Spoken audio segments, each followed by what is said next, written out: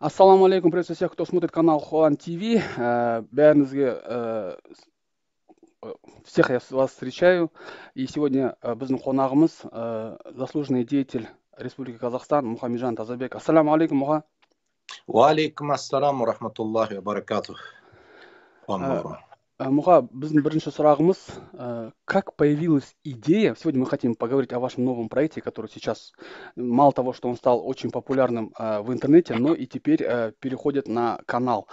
То есть люди, которые нет возможности, не у всех есть возможность подключаться к интернету, теперь и они могут это смотреть, Талим Тренд. И теперь побудем немного у истоков. Расскажите, пожалуйста, как появилась эта идея?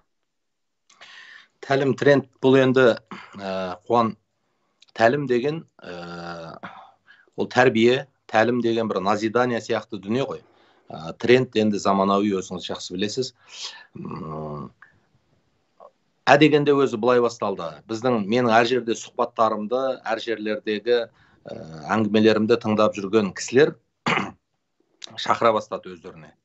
Біздің мектепке кеп, жастарға қазіргі наркомания бар, бұзықтық бар, әлімжеттік бар.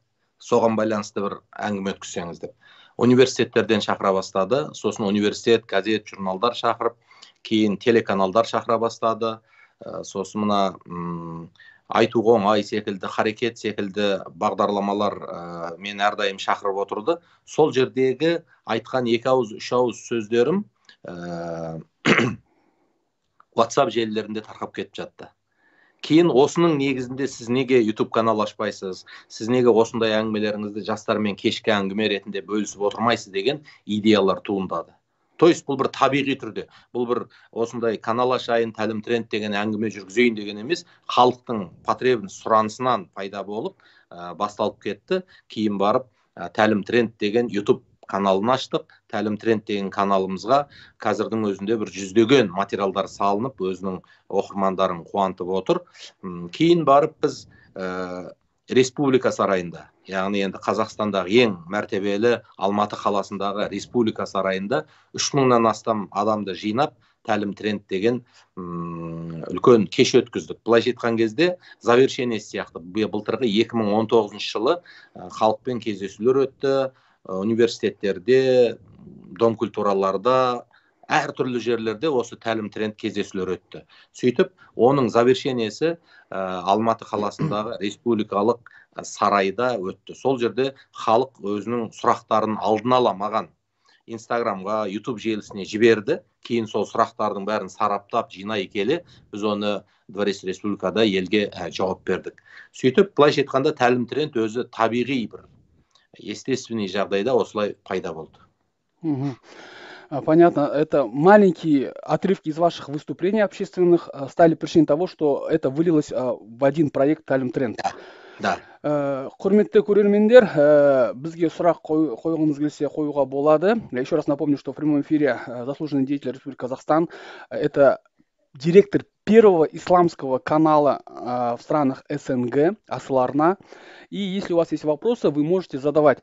Муха, келесі сұрағым мынандай, основной посыл вашего проекта, который вот стал таким популярным, какой он? Для кого он рассчитан? Бұл қазіргі уақытта бір адамдардың бір-бірімен адам ретінде отношениесі қиындап кетті Хуан.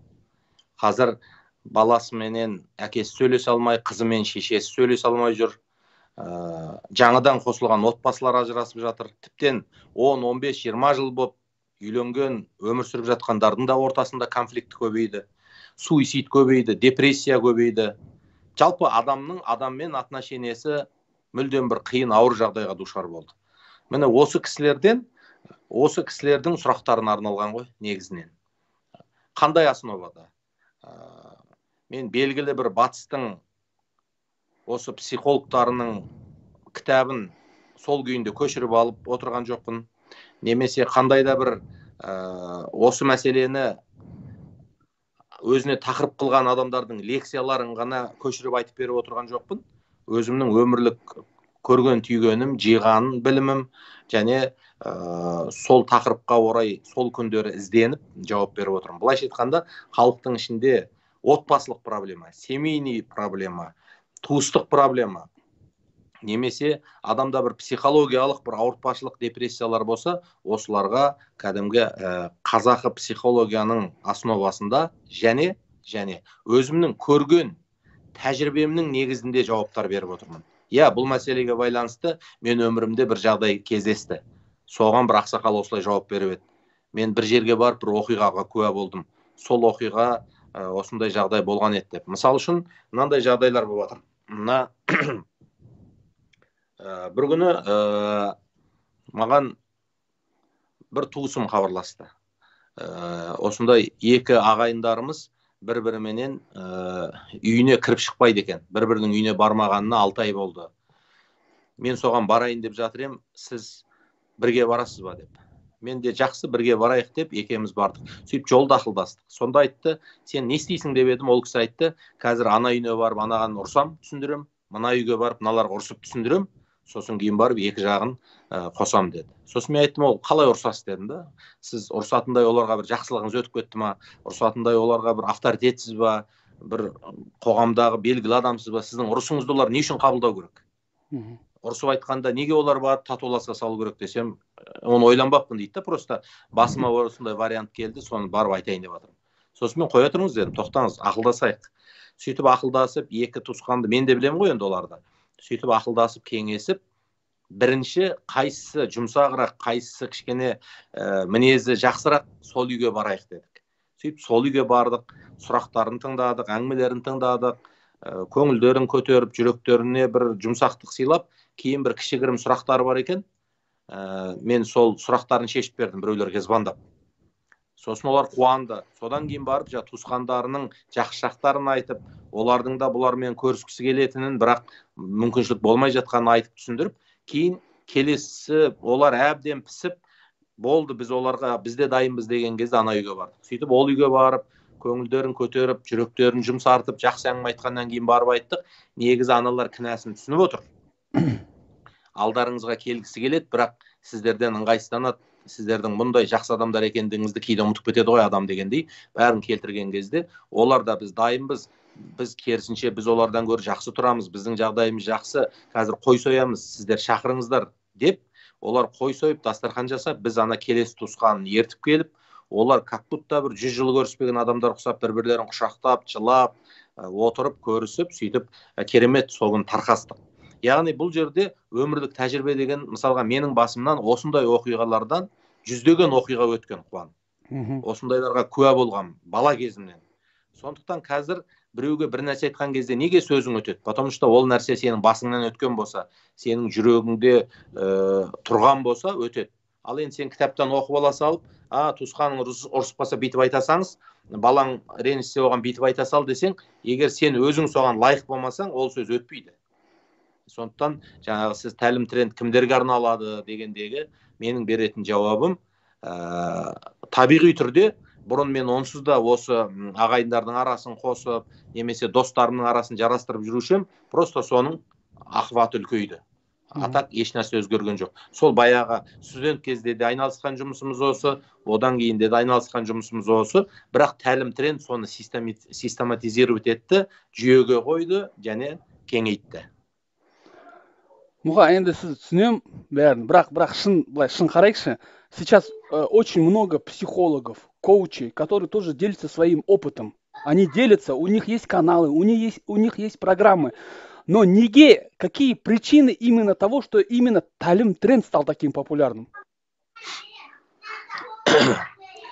Біріншіден, Қуан, біз бұған ақша алып жатқан жоқпыз. Өйткені мен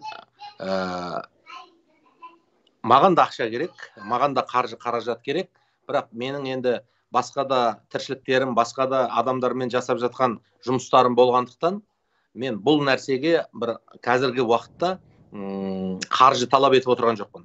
Яғни, кейбір кезде мысалға мынандай жағдай болады. Мен егер Талдықорғанға халықпен кездесетін болсам, сол Талдықорғанның адамдары өзінің көлігімен алып кетуі мүмкін, сол жерде жататын қонақ үйімді, шығындарымды сол ұйымдастырушылар көтеруі мүмкін. Сондықтан да мен өз жерден барып, халықтан маған енді осы кездесуге билет сатам, ақша беріңіздер деп айтқым келмеді. Мүмкін қаржым жоқ болса, мен популярный адам оған дейін болмаған болсам, мүмкін мен де қаржы талап етермін. Мысалға көптеген адамдар бұны қаржылық жолға қойған. Мен оларды дұрыс емес деп айтамаймын. Өйткені әркімнің өзінің бағыты бар, сосын өзінің келісімі бар, өзінің жүйесі бар. Енді айтып отырмын ғой, бір адам мүмкіншілігіне қарай бұны қаржылай жасайды, бір адам тегін жасайды. Сондықтан мен біріншіден тегін жасадым, яғни доступ көп. Бірақ тегіннің бір қиын жері бар. Саған 1000 адам хат жазуы мүмкін, сен 100-үне ғана жауап бере аласың. Өйткені тегін болғасын 1000 адам жазады. Мүмкін егер платный болса 100 адам жазып, 100 адамда жауабын алуы мүмкін еді де өзінің сұрағының. Бірақ өкінішке орай енді тегін болғасын оның ақпараты кең болады. Бұл бірінші себебі. Екінші себебі мен осы күнге дейін Асыл-Арна телеканалын аштым, ол да семейный ценностарды, енді ислам деген қазақтың дәстүрі болып кетті ғой, енді өмірі болып кетті. Сол қазақтың өмірін, дәстүрін ондаған жылдар бойы насихаттап келе жатырмын. Сондықтан ондаған жылдар бойы адамдар мені осы насихаттың төңірегінен, отбасылық құндылық, дәстүрлі құндылықтардың төрінен көргендіктен де сенім пайда болды. Бұл кісі айтса тыңдауға болады деген сияқты. Өйткені соның артында ондаған жылдар менің жұмысым жатыр. Одан кейін оның алдында менің ондаған жылдар айтысым жатыр. Ондаған жылдар бойы айтыста халықтың әлеуметтік мұң-мұқтажын, халықтың басындағы ахуалдарды мен республика сахнасында, телеканалда, хабарда, Қазақстанда барлық жерде халықтың моральды, психологиялық және әлеуметтік проблемаларын көтердім айтыста. Ондаған жылдар бойы. Кейін Асыл-Арнада ондаған жылдар бойы көтеріп, кейін Тәлім тренд ашылғанда, ол оның халықтың сұранысын тууына және елдің батасын алуға, популярны болуына екінші кезекте тікелей себеп болған нәрсе сол. Ал енді үшінші кезек не? Үшінші кезекте жалпы қазір Қазақстанда қазақ тілді аудиторияның ықпалы артып келе жатыр. Бұрындары бұл жұмыспенен алдын орыс тілді аудиториялар айналысты. Олар Мәскеу арқылы, Европа, Америка арқылы көптеген тренерлер, коучтар келіп жұмыстар атқарып жатты. Бірақ ол кезде қазақ аудиториясы тыныш жатқан болатын. Кейін қазақ аудиториясынан да сұраныс пайда болған кезде олар көрді. Орыс тілді аудиторияның тренері бар, орыс тілді аудиторияның площадкасы бар, ал қазақ тілді аудиторияның площадкасы қайда? Кім деген кезде біз алдарынан шықтық та, жаңағы Тәлім трендтің популярный болуы қазақ тілді аудиторияның да активнысына тікелей байланысты болды. Бұл үшінші нәрсе. Ал енді төртінші нәрсе не? Төртінші нәрсе елдің барлығы легкомысленный, жеңіл ойлы адамдар емес қой. Бала шағасына уайымдайтын, болашақты уайымдайтын, вообще бақытты өмір сүргісі келетін қаншама жауапты адамдар бар қоғамда. Мінекей сол адамдарда қазіргі уақытта ақпарат деген өте көп. Жаман да бар, жақсы да бар, кино да бар, фильм да бар, YouTube да бар, барлық жағдай бар. Бірақ бір отвращение, яғни бір ақпараттың көптігінен керек емес, жеңіл желпі ақпаратқа деген бір жеркеніш пайда басталып жатыр қазір елдерде. Қойшы, сол приколды көргім келмейді, пранкты көргім келмейді дегендей бір пайда болып, адамдар бір определенный кезеңнен өтті. Жалып кетті уже. Жалықты. Сөйтіп реально қараса өзінің семейный отношениесіне, туыстық отношениесіне, өзінің бизнесіне, немесе өзімен өз жұмыс жасайтын духовный өзінің ішкі сыртқы дүниесіне пайдасы жоқ нәрселер екенін көрді. Сөйтіп, соңғы уақыттарда, әсіресе осы соңғы жылдары адамдарда бір саморазвитияға, өзін білім алуға, ішкі дүниесін жақсартуға, сыртқы отношениелерін жақсартуға деген талпыныс бұрын соңды болмаған дәрежеде орын алды. Мінекей, осы себептен де осы талаптарды да Тәлім тренд қанағаттандырып тұрғандықтан бұл популярный болуының бірден бір себебі сол деп ойлаймын. Мұға енді біздің ата-бабаларымыз айтқан ғой, караван идет, собаки лают деген. И ол анда-санда болады да, даже біздің пайғамбарымыз Мұхаммед саллаллаху алейхи вассаламда да ондай бір-екі адам кездескен. Енді қазір де бір-екі адам кездесіп жатыр, вот осы Тәлім тренд, он религиозный деп. И у меня такой вопрос, Мұға. Ассаламу алейкум. Мұға, мынандай сұрақта. Он какого больше оттенка? В каком тональности подается эта программа? Больше религиозная или, согласно вашему опыту, национальная, традиционная? Енді бұл жерде ең басты нәрсе, халықтың сұранысына байланысты ғой. Мысалы үшін халықтың көпшілігі қазіргі уақытта діни уағыз айтатын болса, діни уағызға діни ғалымдар, діни ғұламалар жеткілікті. Мысалы, Қазақстан мұсылмандар діни басқармасы бар. Қазақстан мұсылмандар діни басқармасының қаншама қазір сайттары жұмыс жасап тұр, парақшалары жұмыс жасап тұр. Сондықтан негізгі діни пәтуалар, шариғи әңгімелерді ол жерден халық алып жатыр. Доступны қазіргі уақытта. Сондықтан қазір елге ең керекті нәрсе бұл мына народный психология дейді ғой, халықтың ішіндегі. Мысалы, тамақ болса да мынау народный рецепт деп жатады. Немесе бір жерге барсаң да мынау қолдан жасалған помидор, мынау домашний рецепт деп жатады ғой. Сол нәрсеге адамдардың бір көңілінде құштарлық бар. Көңілінде құштарлық бар.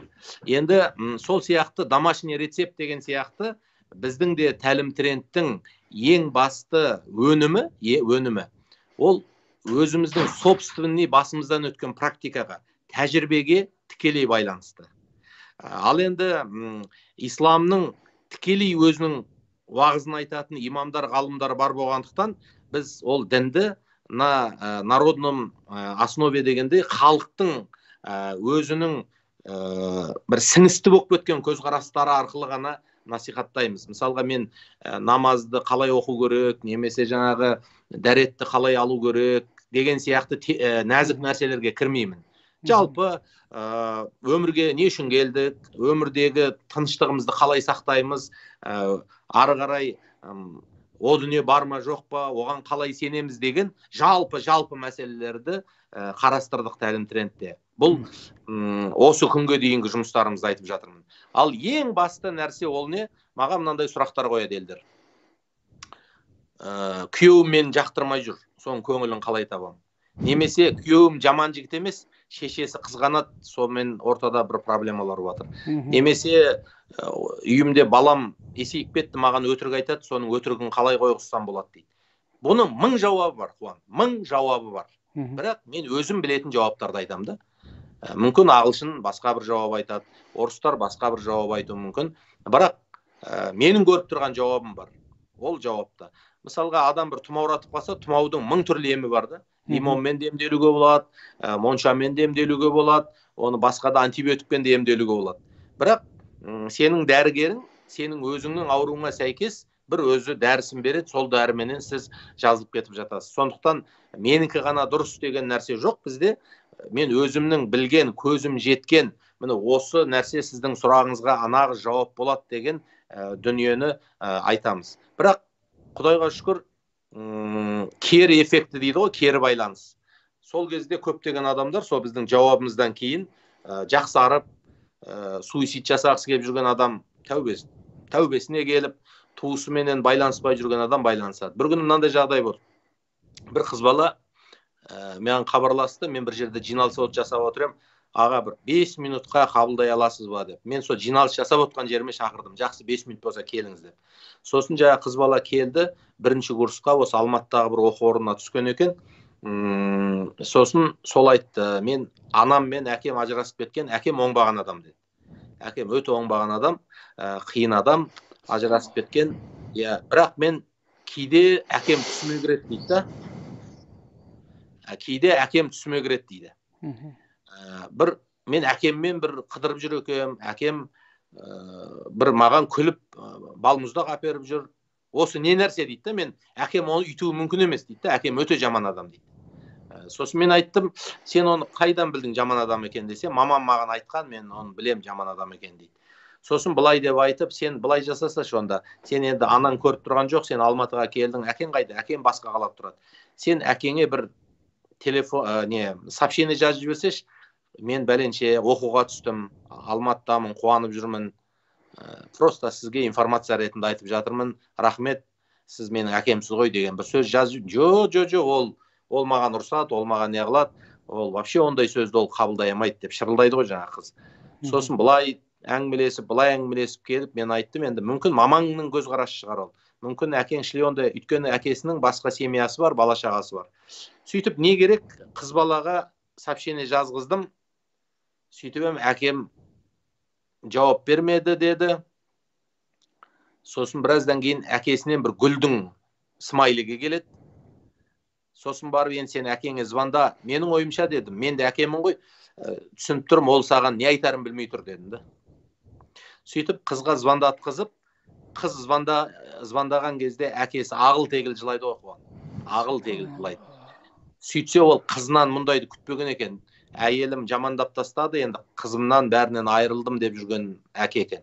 Әкесі жылап еңіреп, кейін ол қызды іздеп келіп, ол қызға подаркасын беріп, ол қызды қыдыртып, бағана түсінде көрген балмұздағын әперіп, бүкіл жағдайын мысалы басынан өткерген. Былай қарасаң, бұл тәлім трендтің атқарған бір шаруасының біреуі деп айтуға болады. Альхамдулилля, жақсы оқиға екен. Мұха, былай ғой, алдындағы сұраққа жауап бердіңіз да, одной из причин вы назвали, что тәлім тренд стал популярным, потому что востребованность в казахском языке появилась. Но я не знаю, правильно это или нет, но есть қазақтар бар да, мен сияқты қазақтар. Орыс мектепте оқыған, орыс вузда оқыған, біз бәрі орысша жаңағы көп информация алғаннан кейін біздің көзқарасымыз басқа, и мы больше принимаем русское. Ода ұят жоқ енді. Солай тәрбиеленген орысшаны дұрыс түсінеміз да. Енді сұрақ мынандай да, болашақта сіздің тәлім трендсінің орысша шығу деген андай бола ма возможностьтары на русском языке? Потому что если она так востребована, мы же тоже казахи, мы же тоже бізде бармыз ғой, бізді ұмытпасаңдаршы деген сияқты ғой. Енді мынандай болып тұр ғой қазір.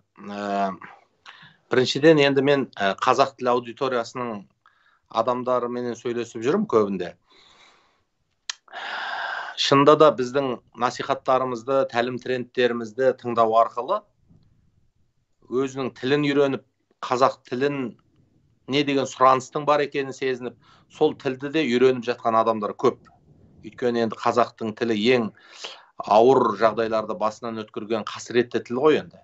Қазіргі уақытта енді реанимациядан шыққан адам секілді көзін ашып жан-жағына қарап жатқан тіл қазіргі уақытта. Әйтпесе бұл тілде қаншама ғылымдар жазылды уақытысында, бұл түріктің тілі, оның тармағы қазіргі осы негізгі қазақ даласындағы біз пайдаланып отырған қазақ тілі, бұл өте терең тіл.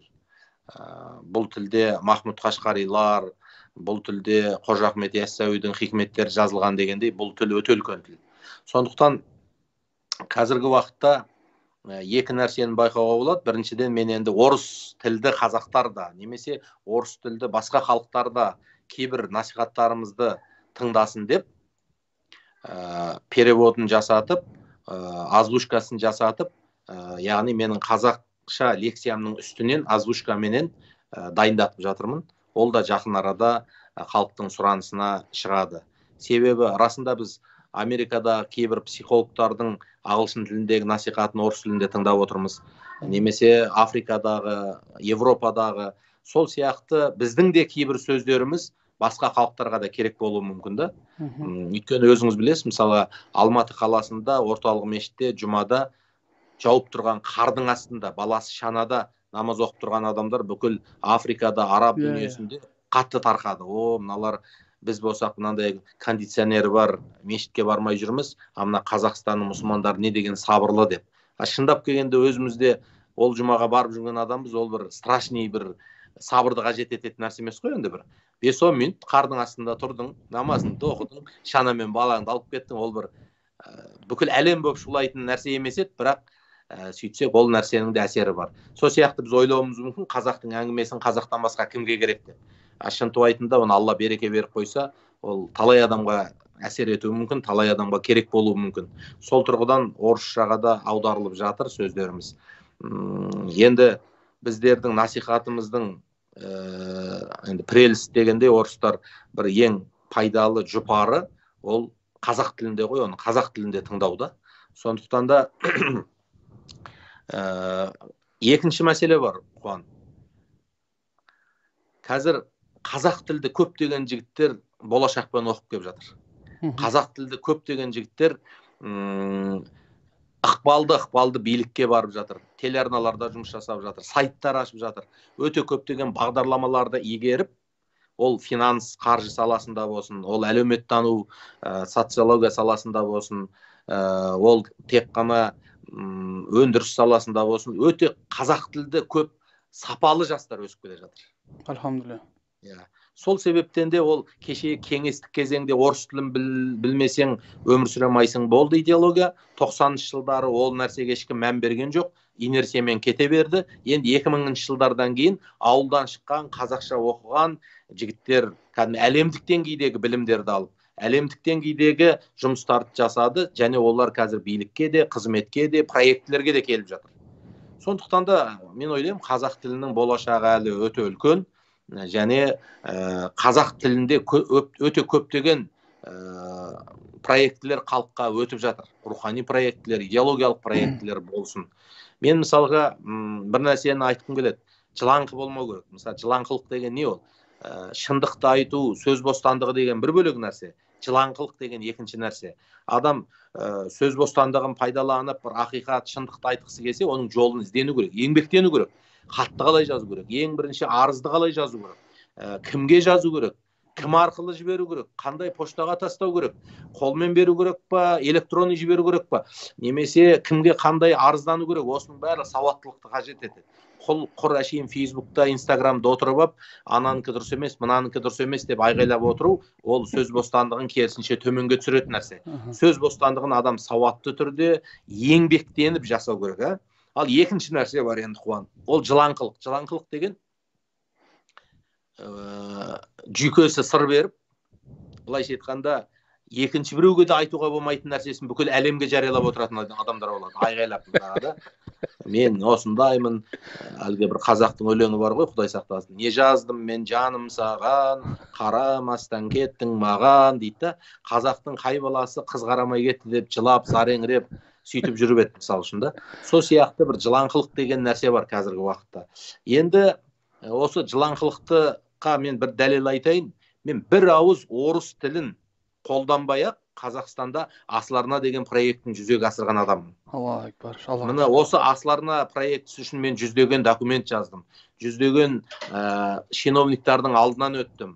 Жүздеген жиналыстарға қатыстым. Мен есігін ашпаған министрлік жоқ, мен алдына бармаған құзырлы органдар жоқ.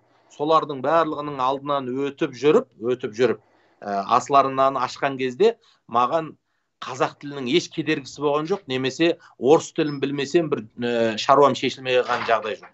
Біз жылаңқылыққа үйірміз. Міне ойбай жаңағы қазақ тілін сөйлеген адам еш жерде керек емес қазір, орыс тілін білмесең аштан өлесің деген ол Совет өкіметінің кезетін. Міне мен куә отырмын ғой. Оған әрекеттену керек. Адамын табу керек, ойлану керек, жатып апта. Сөйтіп ойланып, қарап, адам іскерлігін жүзеге асыратын болса, қазақ тілінің Қазақстанда пайдалану мүмкіншілігі әлі үлкен айтайын деген. Өйткені қазақ тілді адамдар барлық министрлікте отыр. Мүмкін ол сыртынан орысша сөйлеуі мүмкін. Біз біреу орысша сөйлесе, мысалға, оған ыңғайсыз болмасын деп орысша сөйлеп кетуіміз керек. Мен кейде, мысалы, чиновниктарды мен ыңғайсыздандырамын. Мен уверен қазақша сөйлесем, ол уже ыңғайсызданып орысша сөйлей бастайды. Сол кезде сен мәртебең түспейді оның алдында. Сен өзің қазақша сөйлегеніңе қысылып тұратын болсаң, анау орысша сөйлегеніне өзің гордый сезініп тұратын болса, конечно, сенің шаруаңды шешпейді. Ал сен мәселеңді қазақша қойып, қазақша уверен сөйлеп тұрсаң, ол министрліктегі орысша сөйлеп тұрған адам ол қысылсын. Өзінің туған тілін, ата-бабасының тілін, өзінің бүкіл ұлы мәдениетінің тілінде сөйлей алмағанына ол қысылсын, мысалы үшін. Сондықтан да тіл қалай дамиды, Қуан? Енді ағылшын тілі қалай дамыды, өзің көріп отырсың. Өзің Англияда, Лондонда өмір сүріп жатсың қанша жылдан бері. Ол біріншіден ұлттың качествосына, ұлттың сапасына, ұлттың әрбір мүшесінің сапасына байланысты да.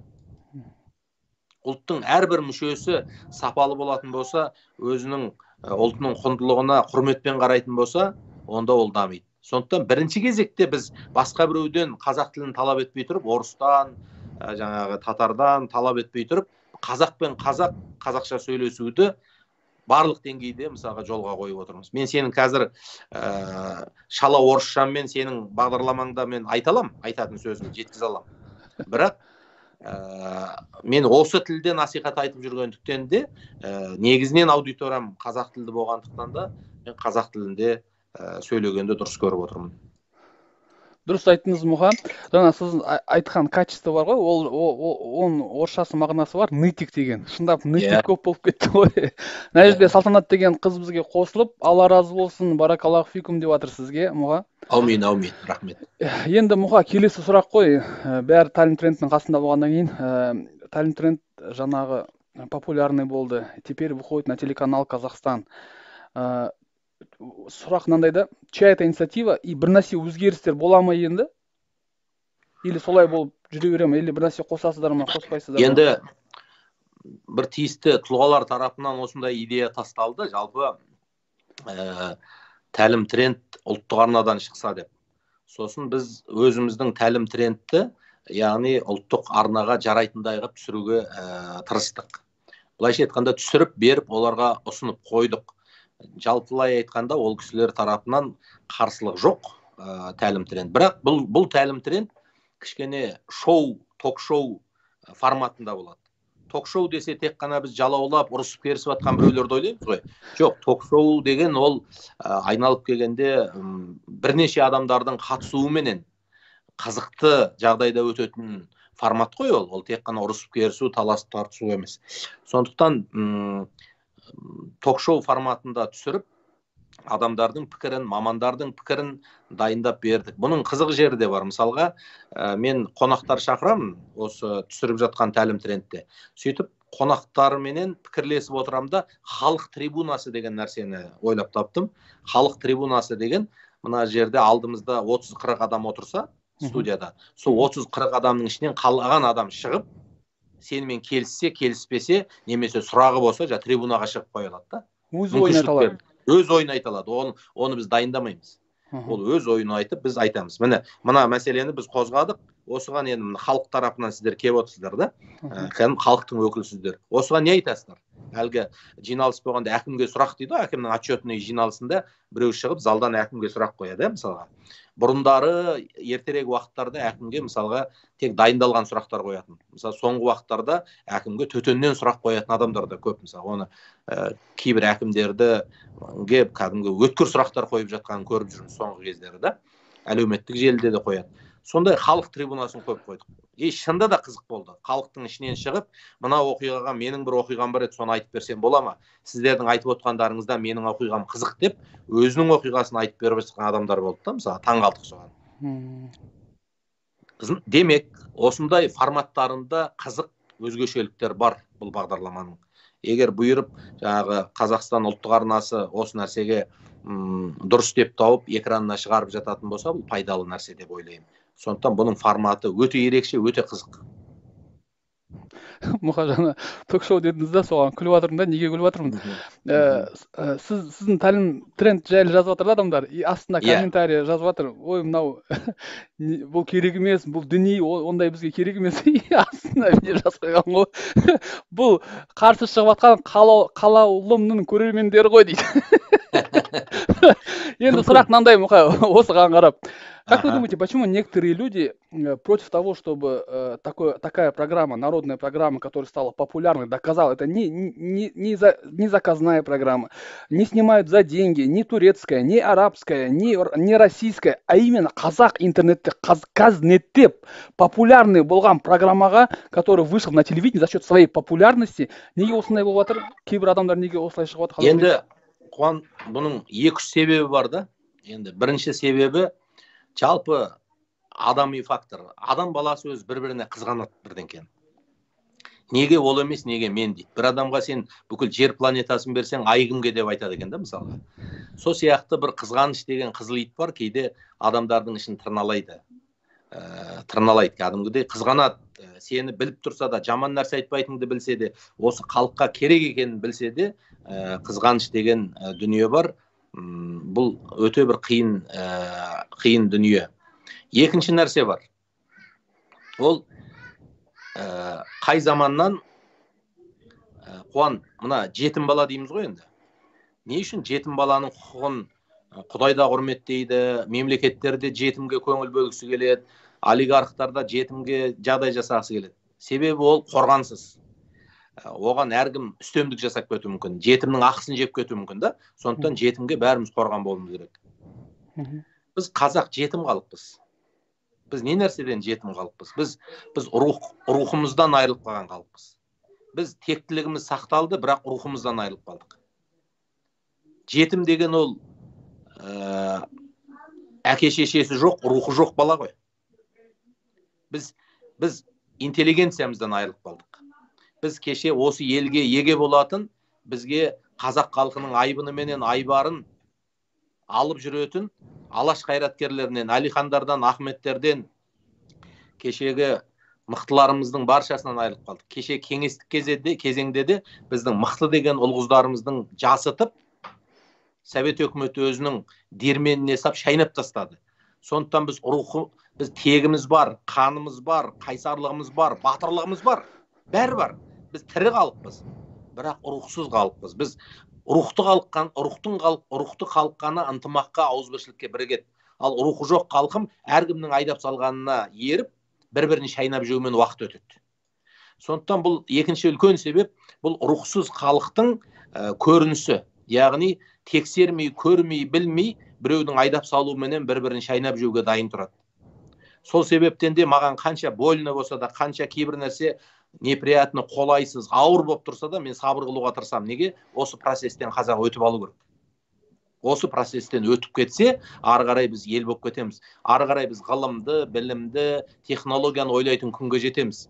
Осы даудамай, талас тартыс, пендешіліктен егер аман өтіп алсақ. Иншалла, Құдай қаласа. Сондықтан біреудің мені жазықсыз, жала жауып жатқаны қазіргі уақытта қызықтырмайды. Осыдан қазақ аман өтіп алса екен деген дүние қызықтырады. Бұл екінші үлкен нәрсе. Ал енді үшінші нәрсе бар. Әлемде қазақ алпауыт халық емес. Халқымыздың саны өте аз, байлығымыз өте көп, және качествомыз өте төмен. Сондықтан Америка біздің нағашымыз емес, Ресей біздің жиеніміз емес, я болмаса Англия біздің құдамыз емес. Әрқайсының өзінің мүддесі бар, басқа еш нәрсе де жоқ. Сондықтан өте көптеген сыртқы дұшпандар, ақпарат майданының алаяқтары қазақтың ортасына сына қағады. Сол сынаның ең үлкеніне отырам да, мысалға мен Қуан туралы бір жаман нәрсе жаза салам. Ол дәлелденбейді, бірақ елде әбида қалып кетеді. Қойшы Қуан сондай ма не деген сияқты. Ол итогында айтам, Қуан менің немді портфелімді ұрлап кетті деп жазып жіберемін. Сон біраздан кейін портфель табылады, бірақ елдің Қуанға деген әбидасы қалып кетеді. Өйткені оны сіз 3 адамға айта аласыз, Қуан алмапты, үйден табылды портфелім деп. Ал естіген 97 адам сол Қуан деген. Сосын біраздан кейін барып тағы біреу айтады. Қуан маған 10 метр жерден қасымнан өте шықты, сәлем бермеді, тәрбиесіз екен өнеге. Мысалға мен туралы қазір өсіп жазып жатыр. 6 метр жерде тұрып маған келіп сәлем бермеді дейді да, мысалға енді айыптау. Неге қазақты ақтамайды? Танымай қалған шығар, білмей қалған шығар, телефонмен сөйлесіп жатқан шығар, ойында басқа бір нәрсе болған шығар, әртүрлі денсаулығы болмай тұрған шығар деген сияқты ақтауға болады ғой. Мен 6 метр жерде тұрдым, маған келіп сәлем бермеді, қазақ халқын бұл оңбаған, сондықтан тәлем тренд ұлттық арнаға шықпасын дейді. Осындай да логикалар жүріп жатыр да қазір. 6 метр жерде маған келіп сәлем бермеді, сондықтан тәлім тренд оған шықпасын. Егер бұндай позицияға келетін болсақ, онда сау адам жоқ қой Қазақстанда. Бірін-бірі 10 метрден, 6 метрден сәлем бермей өтіп кетіп жатқан адамда есеп жоқ қазіргі уақытта. Әртүрлі себеппен. Біріншіден. Екіншіден, мен шынында да ондай оқиға болған есімде жоқ. Ол жазып жатқан адамға сәлем бермегеніме. Үшіншіден, егер бір белгілі бір себеп болған шығар, әйтпесе мен танитын жасы үлкен адамға барып сәлем бермеу мүмкін емес та. Ол мүмкін емес. Танитын, білетін адамға көзін бақырайып тұрып сәлем бермеу ол мүмкін емес. Бір белгілі бір себеп болған шығар, телефонмен сөйлесіп жатқан шығарым, басқа бір жағдай болған шығар дегендей. Сондықтан үшінші үлкен дүние ол Қуан бағанағы айтқандай айдап салушылар. Сөйтіп айдап салады да 10 жылдан бері Мұхаммеджан Уахаби, Мұхаммеджан Сәләфи араптан ақшалады, бұл шет елдің мүддесінде, бұл үйткен, бұл бүйткен, ананы құртқан, мынаны сөйткен деп жазып, ең соңында адам өз өтірігіне өзі сенеді. Сосын біраздан кейін ол ондай емес шығар деген сөз болмайды. Өйткені бір кезде біреу сөйтіп айтқан. Ең соңында не болады? Ол анандай емес пе еді деп адамдар ренжи бастайды да. Қаңқу сөздер менен долбарлардың барлығын ғылыми факті сияқты қабылдап қалады. Сондықтан менің ойымша бұл тәлім тренд ұлттық арнаға шықпасын деп қарсы болудың ар жағында қазаққа зияннан басқа түк те жоқ. Жарайды, мен шықпай-ақ қойдым. Жарайды, мен шықтым. Бұдан бір принципиально ештеңе өзгермейді. Бірақ сол бір-бірімен қырылысқан, бір-бірінің аяғынан тартқан, бір-біріне кедергі жасаған қазақтың дауы ұлғая береді, бір-біріне деген өшпенділік күшейе береді, басқа түк те жоқ. Мұха, мына жерге жазып жатыр сізге: нам нужна эмпатия, умение оправдывать людей, прежде чем строить плохие предложения, дейді. Сосын тағы да жазыпты: может, вы просто соблюдаете социальную дистанцию, дейді. Сол себептен жақындамаған шығарсыз, дейді. Әбден мүмкін. Қазіргі уақытта шында пандемияның кезінде туған шешенің бетінен кеп сүйе алмай қалатын жағдайға жеттік қой енді. Мүмкін сондай. Мүмкін қазір біз медиа, бүкіл бір министерствоға барсаң, адамдардан қашып жүретін болдық. Мүмкін ол ауырмаса мен ауыратын шығармын, біреуге кесірім тимесін деп. Сондықтан ол енді өте қарындасымыз ба, ініміз ба, өте дұрыс айтып отыр. Социальный қарым-қатынас деген бұл өзгерді. Қуан, пандемия келгелі көп нәрсе өзгерді. Өте көп, қарым-қатынаста да, басқасында да. Мысалға мен әкем мен шешемді Шымкентке құдалыққа жібермей қойдым бүгін. Кәдімгідей мама деп отырып. Ренжімеңіздер, бірақ мен сіздерді жібермеймін. Өйткені менің әке шешем 60-тан асып 70-ке келген адамдар еще денсаулықты ауырады, өкпесі ауырады, бронхысы ауырады. Мен рисковать еткім келген жоқ. Құдалар түсінеді, иншалла дедім. Олар түсінеді, иншалла бәрі жақсы болады деп мысалға жібермедім. Неге? Өйткені бірінші кезекте қазіргі уақытта мойнымызда міндет болып тұрған нәрсе бір-біріміздің амандығымызды сақтау. Қарым-қатынасты күшейту емес қазір. Бір-біріміздің көңілімізге қарау емес, қазір амандықты сақтау міндет. Қазақ көп емес. Әркімнің әке-шешесі бір-ақ дана. Сондықтан біз бір-бірімізді сақтауымыз керек. Жаңағы жағдайда да социальный қарым-қатынас сақталғанда болуы мүмкін. Өте дұрыс айтып отыр. Мысалы, сөйтіп жүріп байқамай қалған болуымыз мүмкін бір нәрсе. Мұха, сіздің ответіңізге қарағаныңызда былай түсініп отырмын да, жау болсын, сплетник болсын, не болса да, ол бәрібір өзім қазағым, сол үшін не буду на это обращать внимание деп отырсыз ғой.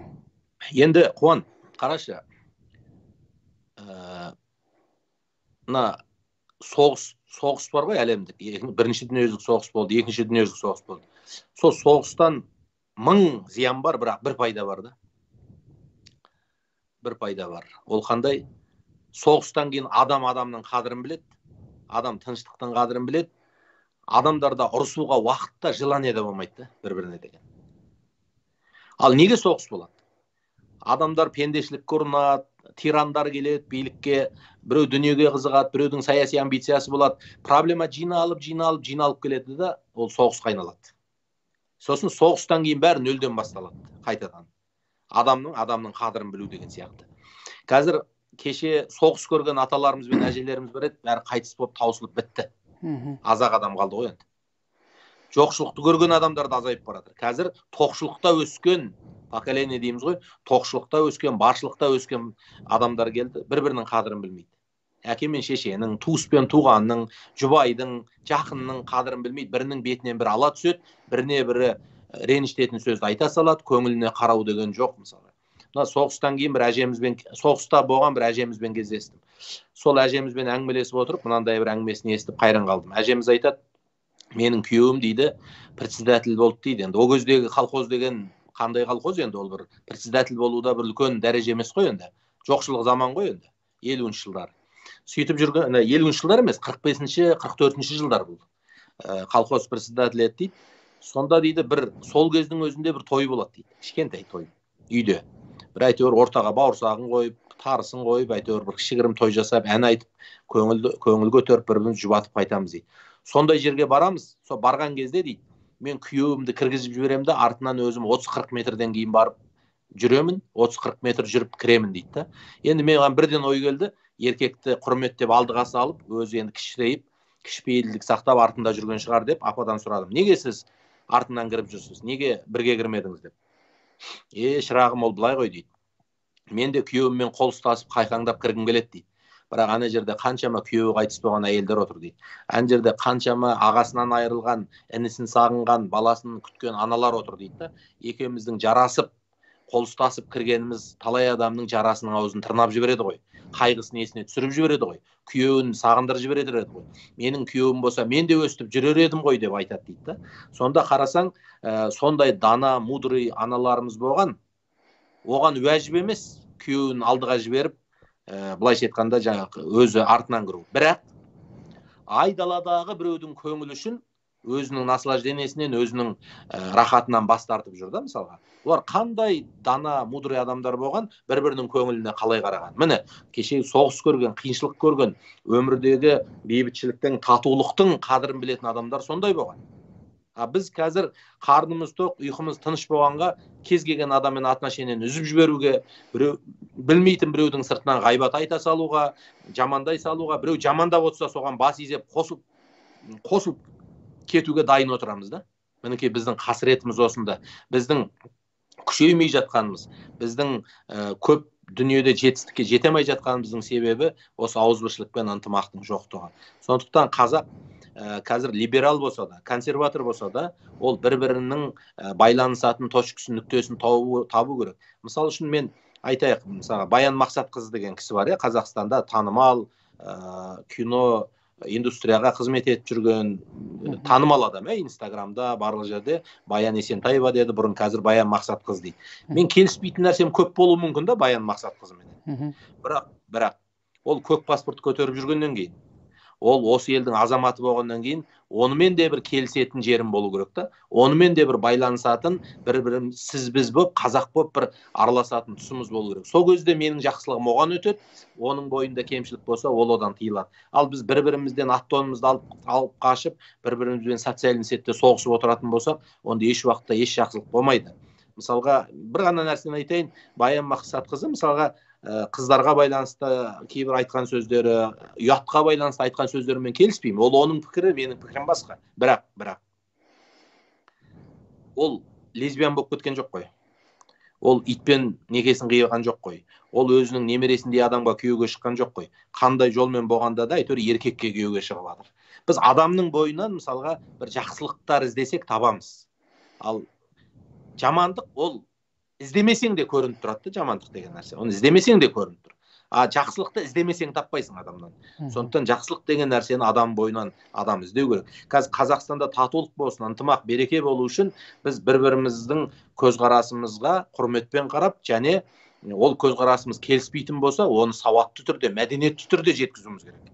Ол біреудің ар-намысына тиісіп, біреудің отбасына тиісуге болмайды. Өйткені қасиетті дініміздің өзінде біреудің зұлымдығы дейді, сені шектен шығармасын дейді. Тіптен сен ана өзеннің суына дәрет алып атсаң да, өзіңе керек сумен ғана дәрет ал, өзеннің суы ғой деп шалпылдатпа деген қағидалар бар, мысалы үшін. Сондықтан біреудің хақсына кірмеу, ысырап қорынбау, шектен шықпау деген қағидалар қазаққа қазіргі уақытта қатты қажет. Біз бір не болса о болсын дейтін, мысалы Түркияда қаншама төңкерістер болған, қаншама кризистер болған, бірақ халық отар болмағандықтан, ынтымақ бірлікте болғандықтан, мемлекет деген жерде бірігіп кететін болғандықтан, олар көп қиындықтан оңай өтеді мысалға. Қырғыздар кешегі отарлықтан шыққандықтан, басқа қиын жағдайдан шыққандықтан, кішкентай бір проблема туындаса, ақ ордасын барып төңкеріп тастайды. Ақ үйін барады да шаңын шығарып өртеп жібереді мысалға да. Қарасаң бір сондай дүние ғой, бір отбасыларда мысалға 10 жыл баласы болмаған отбасыларды білем. Бірақ тату тәтті, сіз біздесіп өмір сүріп жатыр. Бірақ біреудің 5 баласы бар, әнімен ажырасайын деп жүр да мысалы. Сондықтан әркімнің басында әртүрлі психологиялық жағдай, әркімнің сабыры әр нәрсеге жетеді. Сондықтан мен маған бір кісі звондап айтып жатыр, ой аға, сізді әркім жазып жатыр ғой, пәлен деп жатыр дейді. Мен айтамын, бір кезде біз басқа ұлттардан таяқ жеп едік. Біз бір кезде басқыншы күштердің астында қыңсылап үніміз шықпай жатыр еді. Бұл қазақтың енді еркіндік алғанның, азаттық алғанның белгісі ғой. Қазақ біреуді тепкісі келсе, біреуден тепкі жемесін, жарайды, мен ақ тебе берсінші. Қазақ біреуге сөз айтқысы келсе, бұғып жата бермей, еркіндігі болсын, бірақ маған айтсыншы, мен ақ көтеріп алайын деп әзілдеп жатырмын да. Сол айтқандай қарасақ, енді біз еркіндік дегенді бет жөн жоқ пікір білдіру деп қабылдадық. Біз тәуелсіздік дегенді бір-ақ күнде бір табысқа жету деп түсінетіндер бар. Жоқ, олай емес. Сен тәуелсіздікті алдың, енді оны сақтап тұру керек. Және оны ары қарай ұрпаққа аманат қылып беріп кету керек. Мойында үлкен міндеттер бар, Қуан бауырым. Алла разы болсын. Мысал деймін да, особо YouTube не смотрю, өзім программа түсіремін, андасында монтаж істеп қоямын.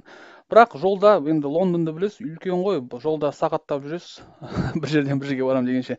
Сол кезде YouTube'ты қараймын да, YouTube маған сай предлагать етеді. Соның ішінде, мысалы, сізді предлагать етеді, Топырақ Торқа болсын, Абдуғаппар Имамды предлагать етеді, Ерлан Ақатаевты предлагать етеді. Соны қарап отырамын. Мысал деймін да, тәлімді көріп, сіздің бір сөзіңіз ұнап қалды да, осы соңғы көрген передачаның біреуінде. Сіз бүйтіп дедіңіз да, жамандарды біз қалай распространять етеміз? Оған подписка жасаймыз, подписка, и солай подписчиктерді көбейтеміз дедік. Жамандап отырамыз еще. Иә. Соны мен бірақ оған өзіміз үлес қосқанбыз. Сөйтіп, сіз тыңдап Инстаграмға кірді, мен Инстаграм жақында өзім кіргенмін, Фейсбукты өлшедіп. Қарасам, менде 800 адамға подписываться еттім. Сосын керек еместерді алдымда өшіп тұрсам, 300 адам менде әшейін жүр екен да, мен сол сыртынан қарап жүрмін да, не істеп жатыр екен. Мен үлес қосып жатырмын да соған. Сіз айтқаннан кейін 300 адамды алып тастадым. Субханалла. Басқа бір өкілеміз. Мұқа, енді айтып жатсыз ғой, Қазақстан телеарнаға бағана маған әңгіме айтып жатсың, орысша сөйлейді, қазақша енді қазақша сөйлеуге тілім жетпей жатыр. Айтып жатсыз ғой, мұға жаңағы голос народа қосып жатырмын, қонақ шақыратын болып жатырмын деп, сөйтіп шамалы өзгеріп жатыр тәлім тренд. Енді сұрақ мынандай, қанша адам қазір жұмыс істеп жатыр тәлім трендте? Тәлім трендте енді жүздеген адам жұмыс жасап жатыр. Асыл арнаның ұжымынан да атсалысып, бауырларым сол жерде жұмыс жасап жатыр. Сырттан да белсенді қоғамда осы саланы білетін адамдарды шақырып жұмыс жасап жатыр. Бір 100 шақты адам жұмыс жасап жатыр ғой. Оның ішінде қаржысыз келіп маған, аға мен осыған үлес қосайыншы деп жұмыс жасап жүргендер бар. Сосын енді өзінің онсыз да алып жүрген, итакты алып жүрген айлығымен келіп үлес қосып жатқандар бар да. Өйткені енді сондай идея туындады ғой, енді тиісті адамдар тұрғысынан Қазақстан телеарнасына шықса деп. Сосын біз ол халықтың үлкен мінбері болғандықтан бір сапалы шықсын. Халық тек қана Мұхамеджанның сөзін емес, студияда сапалы болсын. Келген қонақтардың да микрофонға дейін, бүкіл декорацияға дейін сапалы болсын деп біз күш қуатты соған салып жатырмыз. Мұға, енді былай ғой, программа өсіп жатыр деп без сомнений айтуға болады. Екелі сұрақ, тәлім трендтен бөлек басқа направлениелер бола ма? Под эгидой тәлім тренді, под логотипом тәлім тренді. И тағы да қандай жоспарлар болады осы жөнінде? Енді тәлім тренд ол бәрібір кейін менің YouTube желімде де, Instagram басқа желілерімде де жүре береді. Өйткені тәлім трендтің кешкі әңгімесі бар. Тәлім трендтің ұлттық арнаға шығатын варианты бар. Тәлім трендтің асыл арнаға шығатын варианты бар. Бұл кәдімгі не сияқты ғой енді. Бір хабардың ішінде 24 KZ бар деген сияқты, Қазақстанның ішінде спорт каналы бар деген сияқты, балапан бар деген сияқты. Тәлім тренд ол бренд.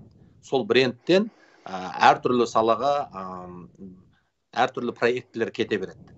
Енді қазіргі уақыттағы менің алдымда тұрған үлкен проекті мені облыстардан, өңірлерден өтте көп кездесулерге осындай сұрақ жауап кештеріне шақырып отыр. Енді бұйырып, мына егер пандемиямыз әлсіреп, вирустың тарауы тоқтап жатса, ол жұмыстарда жүреді. Бірақ ол жұмыстар тек қана сол жерде жүрмейді, ол видеоға түсіріледі, сөйтіп монтаждалып, YouTube-тағы, әлеуметтік желідегі менің көрермендеріме ұсынылады. Одан бөлек жақында Қарайлас деген, әсіресе мынау шет жақтан, шекараның ар жағынан келген бауырларымызға Қарайлас деген бір проект аштық, бірнеше фондпен бірге. Сол фондта да менің насихаттарым, әлеуметтік желідегі жұмыстарым жүреді. Ол қалай? Мысалға, біреу Қытайдан келді, біреу Монғолиядан келді, бірақ келгеннен кейін әртүрлі әлеуметтік проблемаға душар болғандар бар. Мемлекет жәрдемдескеннен кейін де біреу ауырып қалған, біреу күйеуімен ажырасып кеткен, біреу тағы басқа жағдайға түскен. Мысалға, бұларды ешкім іздеп жүрген жоқ. Енді осы шеттен келген, әлі толық сіңісіп кете алмаған ортаға, бірақ бағанағы айтқандай тағдырдың тәлкегіне ұшыраған ауыр жағдайдағы ағайындарға үй алып беру, солардың медициналық мәселесін шешіп беру, балаларының жағдайын жасау, өздеріне бір кәсіп тауып, кәсіпкерлермен байланыстырып жіберу деген нәрселерді мен ұйымдастырып, Қарайлас деген сондай проект аштым. Қазір мінекей тура пандемияның алдында белсенді түрде жүріп жатқан болатын, пандемияның уақытысында әлсіреді, бірақ ол жұмыс аз да болса жүріп жатыр қазіргі уақытта. 5-6 адам үй алды, бірнеше адам медициналық көмек алды, Құдайға шүкір, ол шаруалар жүріп жатыр. Енді одан бөлекте бір қазір басқа да телеарналардан маған ұсыныстар түсіп отыр. Қазақстан телеарнасынан бөлек басқа телеарналардан да. Олармен де ақылдасып, әні міне бастайық деп отқан проектілер бар, ол басталған кезде хабарын айтамын. Аллаға шүкір, Құдай қаласа бәрі жақсы болады, иншалла. Иншалла. Сенімдеміз. Мұхам, мына жақта жазып жатыр, қазақ арт деген тамаша сұхбат, Алла жар болсын. Таха деген кісі сізге рахметін айтып жатыр. Маржан деген кісі, когда же мы, казахи, научимся строить единство, давать друг другу поддержку деп жазып жатыр. Салтанатымыз Қарайлас жобасы керемет дейді. Сіз айтқан жобаңыз ғой, Қарайлас. Біледі оны елдер. Іске асуына тілектеспіз. Негізінде жүректі ауыртатын мәселе еді. Баракаллаху фик деп жатыр. Алла тағала сіздерге күш қуат берсін дейді, Мұха. Енді келесі сұрақтың алдында мен өзім бір нәрсе айтып кетейін, Мұха. Еще раз приветствую всех, кто только присоединился к каналу Хуан ТВ. Напоминаю, что в прямом эфире у нас заслуженный деятель Республики Казахстан Мухамеджан Тазабек. Он же является генеральным директором первого исламского телевидения Асыл Арна. Ну и прежде чем мы зададим следующий вопрос, хочу напомнить, что если вы только присоединились, то вы после эфира можете посмотреть это видео. Оно будет у нас на канале, и вы можете посмотреть полностью. Енді келесі сұрақ жауап қоюдың алдында бір оқиға айтайын деп отырмын. Әйгілі бір қазақ бар бізде. Орыс тілі айтуға ұялып отырмын ол оқиға жайлы. Ол кісі бізде өте танымалы. Өзі неше түрлі тренинг жүргізеді, қазақи болуға шақырады. Сол кісі білмем, әйеліне айтып па, әйеліне айтпай ма, екінші әйел алған. Екінші әйелін алған, сосын ол екінші әйел екі қабат болып басқа елге кеткен. Сол басқа елде жүрген кезде, екі қабат болып емделіп жүрген кезде жаңағы бұл кісі талақ береді ғой. Біздің қазағымыз қазақи андайға өмірге шақыратын адамымыз сөйтіп солай талақ береді. Бұл қыздың ақшасы жоқ.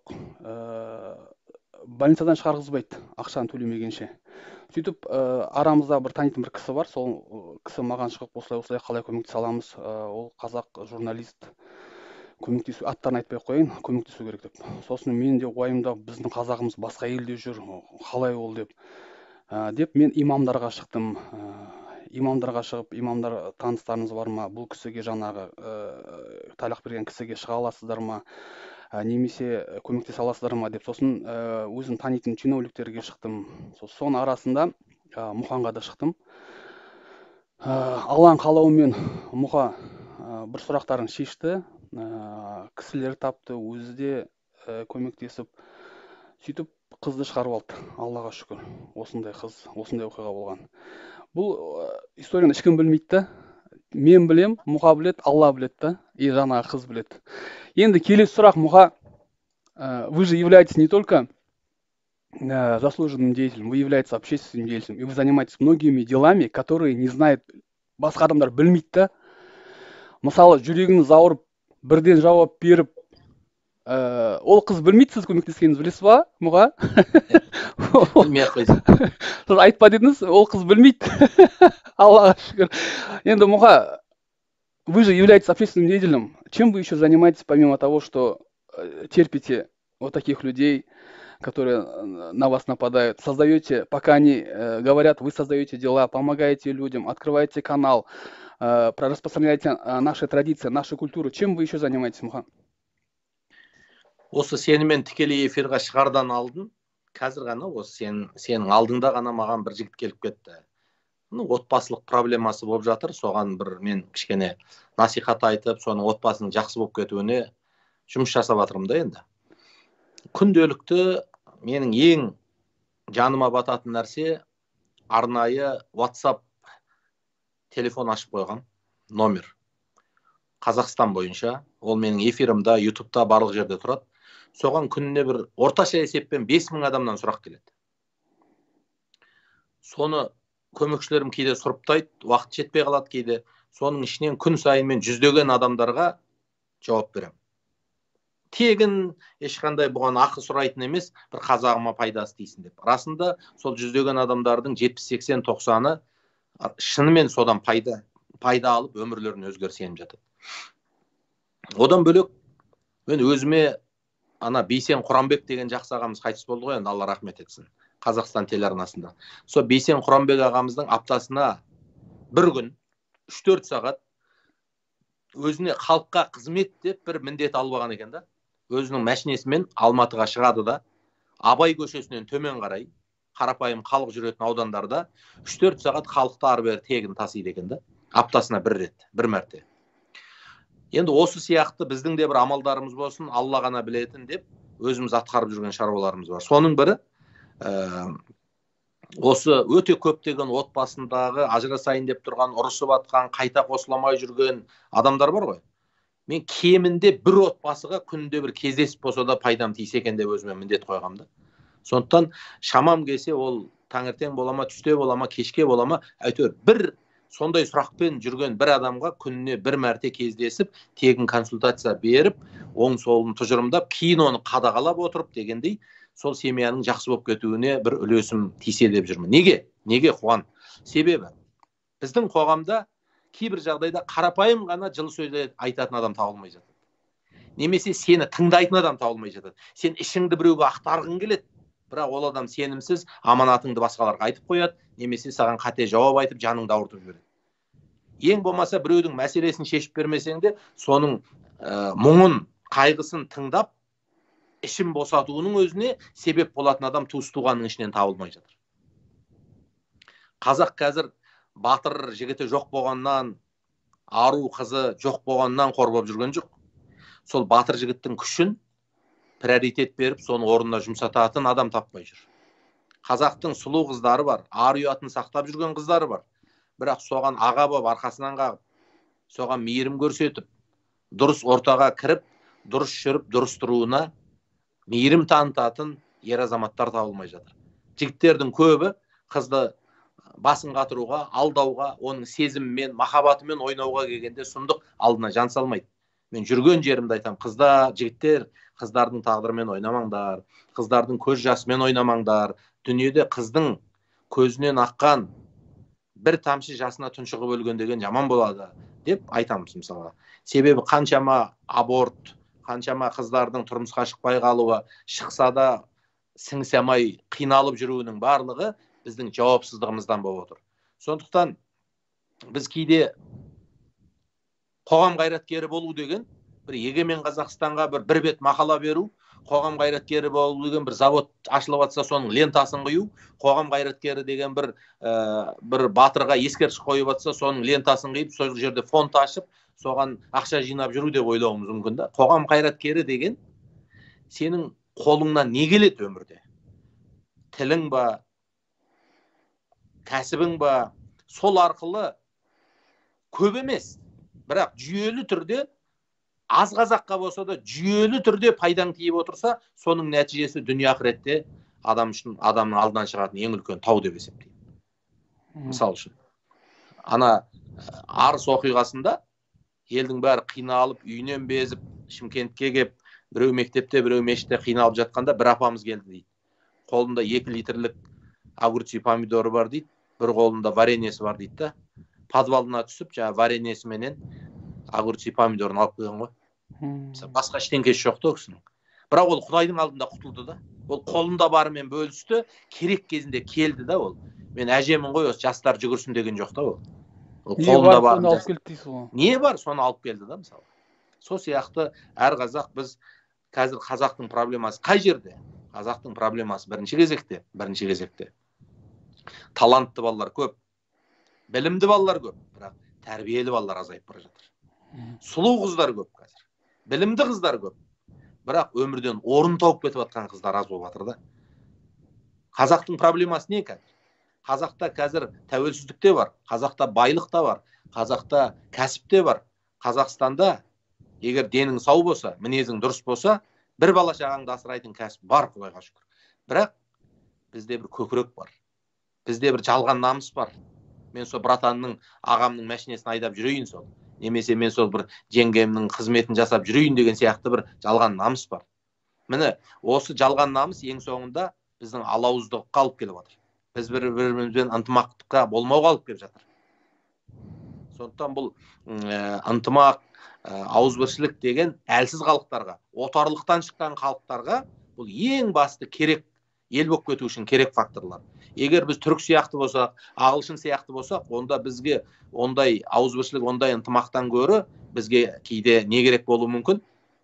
Бізге бағана айтқандай рух керек болуы мүмкін, бізге бір жаңа идея керек болуы мүмкін, бізге бір жаңа үлкен бір проектлер керек болуы мүмкін. Қазір қазаққа бірінші кезекте бірінің аяғынан тартпайтын, бір-біріне мейіріммен қарайтын ынтымақ керек. Отбасында да, туыстардың ортасында да, қоғамда да, билік пен халықтың ортасында да.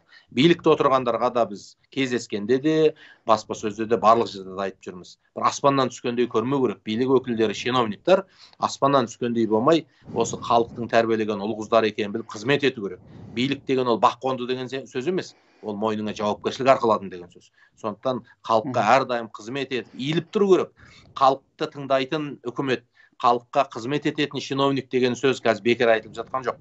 Кешегі Тәлім Трендтің түсірілімдерінде де біз полицейлерді, дәрігерлерді бәрін шақырып алып сол жерде біраз терлеттік.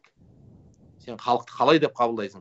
Кабинетте отырып, терезенің ар жағынан қарайсың ба? Жоқ, халықтың қасына барып, мұң-мұқтажын өзінен тыңдап, үйін көріп, жеп отқан тамағын көріп, немесе кешіп жүрген батпағын аяғыңмен кешіп көріп сезінесің ба? Сен өзіңнің үйіңнің алдын қалай асфальттар едің? Тура өзіңнің үйіңнің алдын асфальт іздегендей, ана халықтың да микрорайондағы асфальтын солай іздеу керек деп, мысалы, жанымыз салып қазір айтып жатырмыз. Енді халықтың да мойнында жауапкершілік бар. Халық та қазір өзінің ұл қызына, өзінің туған туысқанымен ортасын дұрыстап, пейілін дұрыстап, Құдайға бір дұғасын дұрыстап, және тек қана чиновниктарды боқтаумен емес, олар бір жұмысты дұрыс атқару үшін оларға бір сауатты талап қоюды да біз күн сайын үйреніп, соған әдеттенуіміз керек. Сонда халық тарапынан сондай сауатты талап ету, немесе бағана айтқандай параны бірінші болып беріп, чиновниктарды жаман жолға итермелемеу деген сияқты бір жауапшылықтар болса, чиновниктар тарапынан кішіпейілдік, елдің қамын ойлайтын, езіліп тұратын жүрегі бар азаматтар болса, онда біз үлкен нәтижелерге жетер едік, қуан. Менің айтқым келгені сол. Енді мұға біз көп білмейтін адамдар нәрселерді білеміз, и шын мәнінде сіз қазақтарға орас, и я этим горжусь, что есть люди, которые болеют за наших, шын, искренне. Мұға, мынандай сұрақ қой, бағана сіз күшті айттыңыз да, причины назвали, почему Тәлім Тренд стал популярным. И бір причинасын сіз былай айттыңыз да, өткені екінші причинасында айттыңыз, өткені мен алдында атым шықты деп, айтыскерден бастап андай опытым бар деп. Енді қазір қалай айтыспен айналысасыз ба, айтысты ұйымдастырасыз ба, өзіңіз қазір домбырамен ойнайсыз ба, шынын айтыңызшы мұға? Қазір домбыра бар ма сізде? Иә, домбырам бар үйде. Ара гідік мен домбыра тартып тұрамын. Өткенде пандемия кезінде, ел қиналған кезде Біртановқа арнау деп, бір ауырған қыздың сәлемін өлеңге шығарып, Біртановқа сол арнауымды жібердім, министр денсаулық. Екінші, Айнұр Тұрсынбаева жаңағы пандемияға Стамбулдан дәрі-дәрмек жібергенде Айнұрға хат деп домбырамен орындап, оны жіберіп жатырмын. Ол орындап жатырмын. Мен енді айтысқа шығып жүрген жоқпын. Айтысқа шығу үшін бап керек. Оған кәдімгі жоғарғы дәрежедегі бап керек та, күнделікті айналысатын. Ал күнделікті ондай бабың болмағасын айтысқа шыға алмайсың. Сол себептен мен қазір бірақ Жүрсін ағамызбен бірге, Нұр Отанмен бірге республикалық үлкен айтыстарды ұйымдастырып, сол жерде қазылық жасап, жастарға тренер болып, білген тәжірибемізді үйретіп дегендей жұмыстарымызды атқарып жатырмыз. Айтыс енді қазақ өлмей айтыс аман ғой. Қазақ бар кезде айтыс бар. Неге? Өйткені қазақ ол айтыс қазақтың төл өнері, жүрегінен шығады. Бірде бір өнерді көрген жоқпын мен. 8 сағат, 9 сағат ел тапжылмай, дәретке шықпай, тамаққа шықпай отыратын. Айтыста ғана адам 8 сағат, 10 сағат қозғалмай айтыс көріп отырады апаларымыз, аталарымыз. Неге? Себебі ол оның өнері, өзінікі, свое. Өзінің ішінен шығады. Анау национальный кодқа барып байланады. Ең жүрекке барып байланады. Әлемдегі ең керемет деген концерттің өзі 1 сағат 15 минут болады. Классикалық концерттердің өзі. Сондықтан бұл айтыс қазақ бар кезде мен уайымдамаймын, ол айтыс болатынына да. Екінші кезекте қазір айтыстың жағдайы жаман емес, жолы ашылды. Біздің айтыс тарапынан, мысалы, әнеуін праймериз болды. Аманжол Әлтаев, Айбек Қалиев сияқты ақындар праймеризге қатысты, Жүрсін Ерман ағамыз бастап. Ойлауымша, естуімше, сол Аманжол ағамызда, Айбекте праймеризде жеңіске жеткен секілді. Енді алдағы уақытта қайтұғырға көтерілетінін күтіп отырмыз. Сондықтан енді айтыстың төңірегіндеміз, және домбыра ол әрқашан біздің қасымызда. қажет кезінде пайдаланамыз. Возможность болса, қазір көрсетіп жібересіз ба? Мен қазір домбырадан алыс жерде отырмын. Әйтпесе домбыра қолымда болса, оны тартудан еш арсынбаймыз. Мұқам, мына жерге видео жазыпты. Бір кісі жазып жатыр, сіз полицияларға қазақтарды сабауға шақырғансыз. Митингқа шыққан адамдарды сабандар деп полицияларды жинап алып уағыздағаныңыз қалай дейді?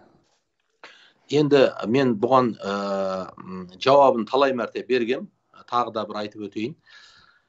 Бұл жерде біріншіден жалпы біреудің айтқан сөзін толық түсіну үшін, ол жерде болу керек, оны толық есту керек еді. Бір күні мен ауылға барып қалдым, өз ауылыма. Сөйтіп, сол жерде бір түйе бағатын көкем бар еді, түйеден шаршап келген, ол кісі отыр. Сонымен жаңағы соғым басында бір уақытта әңгімеден әңгіме шығып, ла илаха иллалла деген сөз туралы айтып жатқам, Алладан басқа Құдай жоқ деп. Сөйтіп, осыны біраз түсіндіріп, сонымен кейін кеттік, ертесіне түйеші ағамыз айтады деді. Ой, Құдай-ай, Мұхаммеджан вахабист болып кетті деп айтушы еді, рас екен, түнде Құдай жоқ деп отыр деп. Неге десе, ол кісі Алладан басқа Құдай жоқ. Түсініңіз ба? Құдай жоқ басқа. Деп отқанда, көзім бір ашып қалғанда, менің Құдай жоқ деген сөзімді естіп қалған ғой енді. Сөйткенде ары қарай ұйықтап кеткен да, мысалға. Сондықтан ол жерде факт үшті, ол Құдай жоқ деген сөзді мен айттым да. Бірақ ол деген сөз, Алладан басқа Құдай жоқ деген сөзді толық есту керек еді, ол кісі маған жауап беру үшін. Сол сияқты Меккедегі әңгіме ол қалай? Жалпы біріншіден сұрақтан сұрақ туа береді. Ол полицияның алдына мен діндар адам ретінде барған жоқпын. Полицияның алдына қоғам қайраткері, ақын ретінде, тәлім тренд жүргізіп жүрген адам ретінде мені шақырды. Өйткені неге? Полицияның арасында қазір ішкілік ішетін жастар көбейіп баратыр, отбасылық мәселелері күрделенген жастар көбейіп жатыр. Сосын полицияға деген айлығы аз деп барғысы келмейтін жастар көбейіп жатыр. Соларға жалпы бір рухани, кешегі Бауыржан атамыз, Қабанбай бабамыз қалай еді, қазақтың даласында неге түрме болмады, немесе қазақтың полицейінде мейірім болу керек, халықтың үстінен қарамау керек, халықпен бірге болу керек деген нәрсені рухани тұрғыдан айту үшін мені шақырды. Мен бардым, өте керемет пайдалы кеш болды, олар үшін де, менің өзім үшін де, бірақ сол жерде мынандай бір әңгіме болды. Жалпы мен өзім көрген Сингапурдың полициясы туралы айтып бердім сол жерде. Американың полициясы, Иранның, Түркияның полициясы туралы, олардың мысалы, Американың полициясы сәл тәртіпке бағынбасаң атып тастайды. Бірақ ол сені бірден атпайды, сен оған қауіп төндірмесең, ол саған көмектеседі, жәрдемдеседі деген әңгімелер айтылды. Сингапурда полиция деген өте қиын, қолыңа түстің, кеттің, бірақ жайдан жай сенен кеп қалтаңа наркотик салып жіберіп, сені подставить етіп үйтпейді деп, бір жаман жағын, бір жақсы жағын, бір жаман жағын, бір жақсы жағын айтып отырдық қой енді. Сол сияқты мен 15 рет қажыға барған адам ретінде айтайын, Меккенің өзінде адамдардың, көп адамдардың хақысы үшін аз адамдардың хақысына қарайламайды. Мысалға бір мәйіттерді, өліктерді алып жүретін Әл-Харам мешітінің ішінде не болады, коридорлар болады. Сол жерде бір өзім көз алдымда болған оқиға, бір жұмысшы намаз оқып тұрған, соның келіп жаңағы итерді, сілкіледі, анау ерегісті. Бұлай тұр енді, мәйіттер кеп қалды, 15 мәйітті алып келе жатыр, мысалы үшін да. 15 мәйітті алып келет бақты көрі, мысалы біздің ауылымызда қазір бір мәйіт келе жатқан жерде, сенің балаң тұрса, желкесінен ұстап бұлай алып тастайсың ғой, өйткені мәйіттің алдында тұрам екен, ақыретке аттанып баққан адам алдында. Сонда анау тұрмады, ерегісі орнынан кетпеген кезде, анау полицияда кімде кеп қалды, мәйіттер де кеп қалды, полициядан кетіре алмай, кәдім жамбасынан теуіп жіберді. Сол кезде анау былай қарай кетті, мәйіттер өтіп кетті. Мен осы оқиғаны айттым, бірақ дедім, мен Меккеде мынандай да полицияны көрдім. Бір полицияны, бір мафетпен келе жатқан адам, жолдың қиылысында тұрып, ары-бері елді өткізіп жатқан кезде, бір полицейді мафетпен кеп бір қажы қақты. Полицей ұшып кетті. Біз көліктің терезесінен көріп тұрмыз. Сонда полицей орнынан атып тұрды да, мафетпен өзін қаққан адамның жүгіріп барып, аст-үстін қағып, бір жерің ауырып қалған жоқ па деп жаны қалмай жатыр да. Өзін қағып кеткен мафеттегі адамды. Мысалы үшін, соны монтаждаған адамдар болатын болса, неге осы екі мысалды да қатар бермейді? Мен тек қана біріншіден Мекке туралы айтқан жоқпын ол жерде. Меккенің қасиетті, ұлығы ұлық, ол жерде ешкім Меккенің кемшілігін іздеп жүрген жоқ, ол жердегі мұсылманның кемшілігін іздеп жүрген жоқ. Бірақ барлық жерде адам, бұл жер беті, бұл жәннат емес. Меккеде де сен барып имандылығыңды көтеріп, өз-өзіңді намазға алып бармасаң, иманың көтерілмейді. Сен гостиницада телевизор көріп жатсаң, Меккеде де сен иманың өспейді. Сол сияқты ол Меккеде полицей болдың деген сөз мейірімді болып кетпейсің. Ол жерде де жамбасынан теуіп жіберген полицей бар, ол жерде де өзің қағып кеткен қажының ас үстіне түсіп жатқан мейірімді полиция бар деп мен соны айтқам. Сондықтан Қазақстанда площадьқа шықты басқа деп сендер ұрма, соқпа, азаптама ешкімді. Бірақ алдап сулап көңілін тауып алып кетті. Ана жерде шаршап қап бір абыр-дұбырдың құрбаны болып кетпесін ата-апаларымыз. Әртүрлі елде, әртүрлі площадьта әртүрлі жағдай болып жатыр. Кеше мысалға Бішкектің площадьында оқ атылып жатыр мысалға. Әртүрлі бір бандиттер тарапынан. Ал біздің ата-әжелеріміз әлеуметтік мәселені көтереміз деп барып, сондай бір жаман жағдайдың құрбаны болып кетпесін. Ал енді мен жалпы елге қарата айтқан сөзімді полицейлерге айтқан қылып қойған. Мен жалпы ел ағайын туысымызға айтарымыз. Атаңды үйде сыйла, құрметте, бірақ площадьқа атаң мен әжеңді жіберме. Сен еркексің, өзің барып шеш, площадьқа барасың ба, қайда барасың? Ата-әже деген үйде отыру керек. Біз жасы қартайған кезде ата-әженің мәселесін мемлекет болып, ел болып, бала-шағасы болып шешуіміз керек. Еш уақытта ата-әжелерді площадьқа шығару ол біздің бақытсыздығымыз деген сөздерді айтқан мысалға. Бірақ оның ішінен үзіп алып, Меккеде ананың жамбасынан тепті, әлем ғұламалары пәтуа берді. Әлем ғұламалары пәтуа берді деген сөз, ол мүлдем басқа текстен үзіліп алынған. Фитна деген, бүлік деген жаман нәрсе, ол кісі өлтіргеннен де жаман. Жіптің ұшын таппай қаласың, оның арты не болатын белгісіз. Сондықтан ол бүлік дегеннің жаман екеніне әлем ғұламалары пәтуа берген деген. Ол бүлікке байланысты айтылған сөз. Ал соны Меккеде жамбасынан тепті деген сөзге монтажбен апарып әлем ғұламалары пәтуа берген деген сөз жалғаған кезде, шынымен кез келген адам ойлауы мүмкін, Мұхамеджаннан қатыгез адам жоқ, бұл не сұмдық деп. Сондықтан тағы да мына төбемде Құдай көріп тұр. Мен кемпір шалдың жамбасынан теп, я болмаса ұрып соқ, аяма деген жоқпын. Мен приказ орындалу керек деген не ол? Приказ елдің тәртібін сақтау үшін приказ орындау керек. Бардың ба, өз шаруаңды атқар, тыныштық сақтаны жерде. Ұрыспа, төбелеспе, ұрма, провокацияға түспе. Өйткені неге? Ет сасса тұз себесің, тұз сасса не себесің дейді. Өздерің бірінші тәртіпті бұзсаңдар, өздерің бірінші қатыгездік қылсаңдар, елде мейірім күтпе деген сөздер айтылған. Ол тұр видеоның ішінде. Сондықтан бұл жерде адамнан дейді, барды іздемейді адам. Адам барды іздемейді, іздегенін көреді дейді. Яғни адам кейде барды көрмейді, іздегенін көреді дегенде, енді Мұхамеджан сөйтіп айтты деп ойлағысы келсе, өйтіп ойлайтын адам ол ойлай береді. Ал егер жоқ, өйтіп айту мүмкін емес, енді монтаж қой десе, оған да дәлелдеріміз толып тұр, Қуан мырза. Мұға қазір ойлап қараса, осы видеоны да алып, сіздің сөздеріңізді кесіп бір атышулайтын ролик істеуге болады шығар. Болады. Бағана Мұқа айтып жатса, ролик істедім, жаңағы домбырамен ойнап Біртановқа жібердім деп, Біртановқа арнап жібердім деп. Сол роликті мен осы жақтан біздің қазақ диаспорын, осы жақтың қазақтарынан маған келді да. Ең қызығы неше түрлі роликтер келеді да маған, әртүрлі күлкілі, жаңа мағыналы, Ерлан Ақатаевтың уағыздары келеді. Сіздің бір ролигіңіз келді Мұқа, осы бұрында болды, осы 6 ай бұрын ба, 1 жыл бұрын ба, Мұқа давай деген. Иә. Күшті ролик екен, машалла. Осы роликтің историясын айтып бере аласыз ба? Тарихын қалай пайда болды, қай кезде болды? Шын ба ол? Енді мен мектепте оқып жүрген кезімде 16 жасымда Берден Байқошқаров деген Қонаевтың жақын інісі біздің совхозға директор болып келіп, сол кісі үлкен кісілік көрсетіп, кейін мені Қонаев атамызбен апарып таныстырды. Мен Қонаев атаның үйінде өте көп болдым. Кейін тіптен ата мені студент кезде өзі оқуға түсірді, өзі алдыртты, тәрбиесінде болдым. Былайша айтқанда атаның үйінде тәрбиесінде өстім деп айтсам болады. Ата мені өте көп адамдармен таныстырды. Соның алғашқы кездесуі ғой. Сол алғашқы кездесуде Дінмұхамед атамыздың 80 жылдығында мен арнау айттым. Сол бірінші арнау айттым. Одан біраздан кейін бір дастарханның үстінде 3 рет арнау айтқызды Димаш ата. Сонда екінші рет шыққан кезінде Мұқа давай бас жақсылап енді. мына көкелеріңді айт, ана көкеңді айт, мына Байкен Әшімов отыр, сол көкеңді айт, мына жақта жаңа Бикен Римова отыр, халық әртісі, сол туралы айт деп, Мұха давай деп неғылған. Соның үзіндісі ғой, ол жерде мен бір бас аяғы 1 сағаттай арнап айтқам. Соның бір 5 минуты кейін интернет желісіне шықты. Машалла, Алла разы болсын. Мұха, енді сіз жайлы сұхбат өте қызықты болды деп ойлаймын. Енді бұл сұрақтардың бәрі общественный сұрақтар ғой. Енді тікелей өзіңізге 1-2 сұрақ қояйын. Мұха, егер сіз 18 жасар Мұханы кездескеніңізде не айтар едіңіз? Қандай 3 совет берер едіңіз?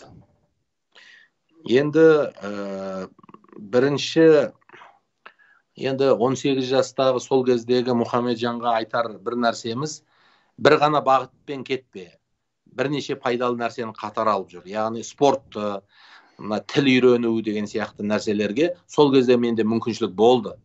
Менің де қасымдағы біреулер ағылшын тілін, испан тілін үйреніп жүрді. Біреулер кішкене жүйелі түрде аптасына 4 рет, 5 рет спортқа барып жүрді. Осы нәрселер жақсы басталды да кейін қалып кетті бізде. Мысалға, алып жүруге уақыт та болды, мүмкіншілік те болды, барлық жағдай болды. Сол қосымша нагрузкаларды алып жүре алмадық. Бірақ соның кейде әлі тіл үйрену керек, басқа жағдайлар бар. Енді үйреніп те жатырмыз. Сол кезде үйренгенде басқаша болар еді. Сол бір айтарым сол. Екінші айтарым, мен мына мұсылманшылыққа, иманға, намазға келуіме ертерек мүмкіншіліктер болып еді. Тіптен сол кездерде Димаш атам маған қасында Рахымбай деген дос екеуі аятыл күрсін жаттатқан.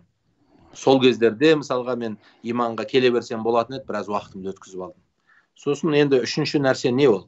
Үшінші нәрсе, туған туыс, жақын жуық дегендерге, достарыңа жәрдеміңді, шарапатыңды бұдан да көп тигіз. Өкпелеме, оларменен әрдайым жақсы қарым-қатынаста бол деп айтатын адамдар болмады. Сол кезден бастап туыстармен бұдан да жақсырақ араласып, әке-шешеме бұдан да көп шарапатымды тигізуге мүмкіндігім бар еді. Бірақ 17-18 жасымда енді сондай бір келеңсіздіктер бар енді. Мұха, қазіргі Мұха болмағанда басқа Мұха қандай болушы еді? Кім болар еді ол? Білмеймін, мен енді әр баланың әртүрлі арманы болады. Мен жалпы спортшы болғым келген. Спорттың бірнеше саласына қызықтым. Мүмкін сол спорт саласына кетсем де мен аз результат шығармаушы. Енді екінші ойлаймын, мен негізі бизнесмен болу мүмкін еді. Бизнеске, кәсіпке жалпы ыңғайым болды, менің достарым болды, мені талай мәрте тартты, бірақ менің қоғамдық нагрузкаларым, общественный жұмыстарым оған жібермеді. Үшінші, мені чиновник болуға, ел басқаруға өте көп ағаларым тартты. Қонаевтан бастап кейін мына Қырымбек Көшербаев ағаларымыз, Иманғали Тасмағамбетов ағаларымыз, жоғарыда отырған өте көптеген ағаларымыз мен мемлекеттік қызметке тартты.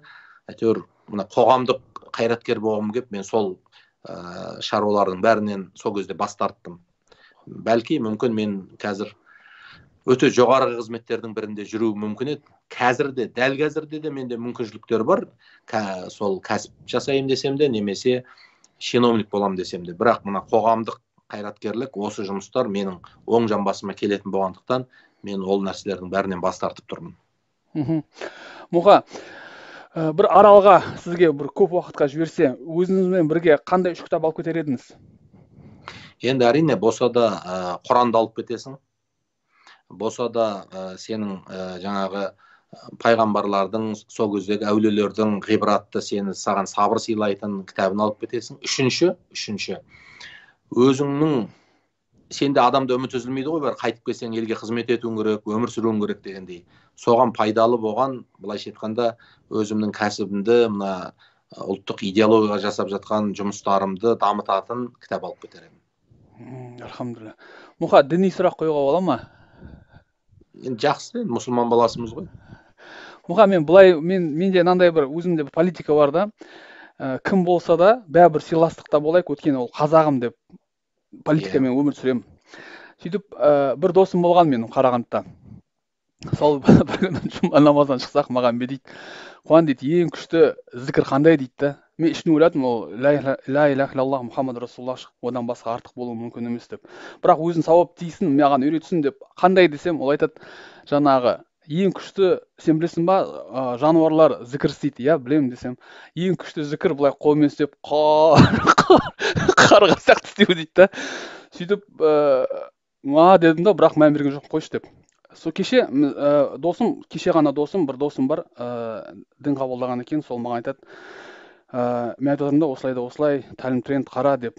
Олай кісі айтады да, мен оны қарамаймын дейді да. Неге десем, Қуан дейді, сен Мұқа екеуің бір дейсіңдер дейді да. Мен қалай бір дейді, түсіндірші маған дедім. Сосын ол маған аудио жіберді, мен айттым, осы аудионы Мұханға жіберейінші, бір имамға жіберейінші десем, жоқ жіберме деді, таралып кетеді деді.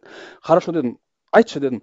Ол айтады, сендер дейді, ханафиттер дейді, білмейсіңдер ханафи жайлы дейді да. Нені білмеймін десем, дейді, ханафи 2 жыл бұрын өлердің алдында дейді, ол айтып кетті дейді, 2 жыл өлердің алдында пірге табыныңдар, пірмен бірге болыңдар дейді да.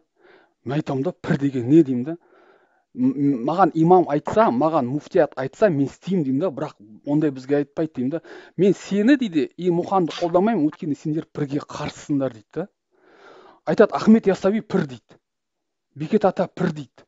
Мен айтамын, бізде ондай мағлұмат жоқ, ондай пайғамбар айтылмаған, ол не ол дейді да. Сол үшін мен сендерді жақтыртпаймын дейді да. Мен айтамын, тоқташы деймін, менің әжем, атам намазға тығылып болса да, олар маған сол кезде Мұқа кітапта болмаған, мына жерде мынандай періште отыр, мынандай жерде мынандай періште. Әжелерім маған соны айтқан, аталарым айтқан, осындай періште. Мен ойлайтын тұғым, ертек па, шын ба деп. Түсінбейтін тұғым, өйткені ондай мәліметтер жоқ түгін. Қазір түсініп отырмын, ол шын екенін. Мен айтамын да, мен қалай, менің әжем мен атам маған қалай айтпаған ол жайлы.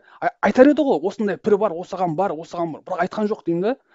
Осы пір деген нәрсе, ол не ол Мұқа? Соны түсінбеймін да, қалай біздің муфтият ондайды айтпайды, имамдар бізден жасады, ата-бабаларымыз бізден жасады, бірақ біздің жолымыз дейді. Сол мәселені айтып бере аласыз осы бағдарламаның соңында? Бұрмаланған нәрсе көп қой. Мысалға Қожа Ахмет Яссауидің өзіне байланысты әртүрлі тарихат өзіне тартуы мүмкін да.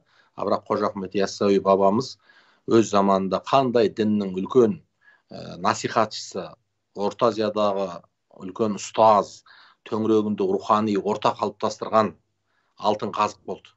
Бірақ оны әркім өзінің Яссауиін тапқысы келеді да, мысалға.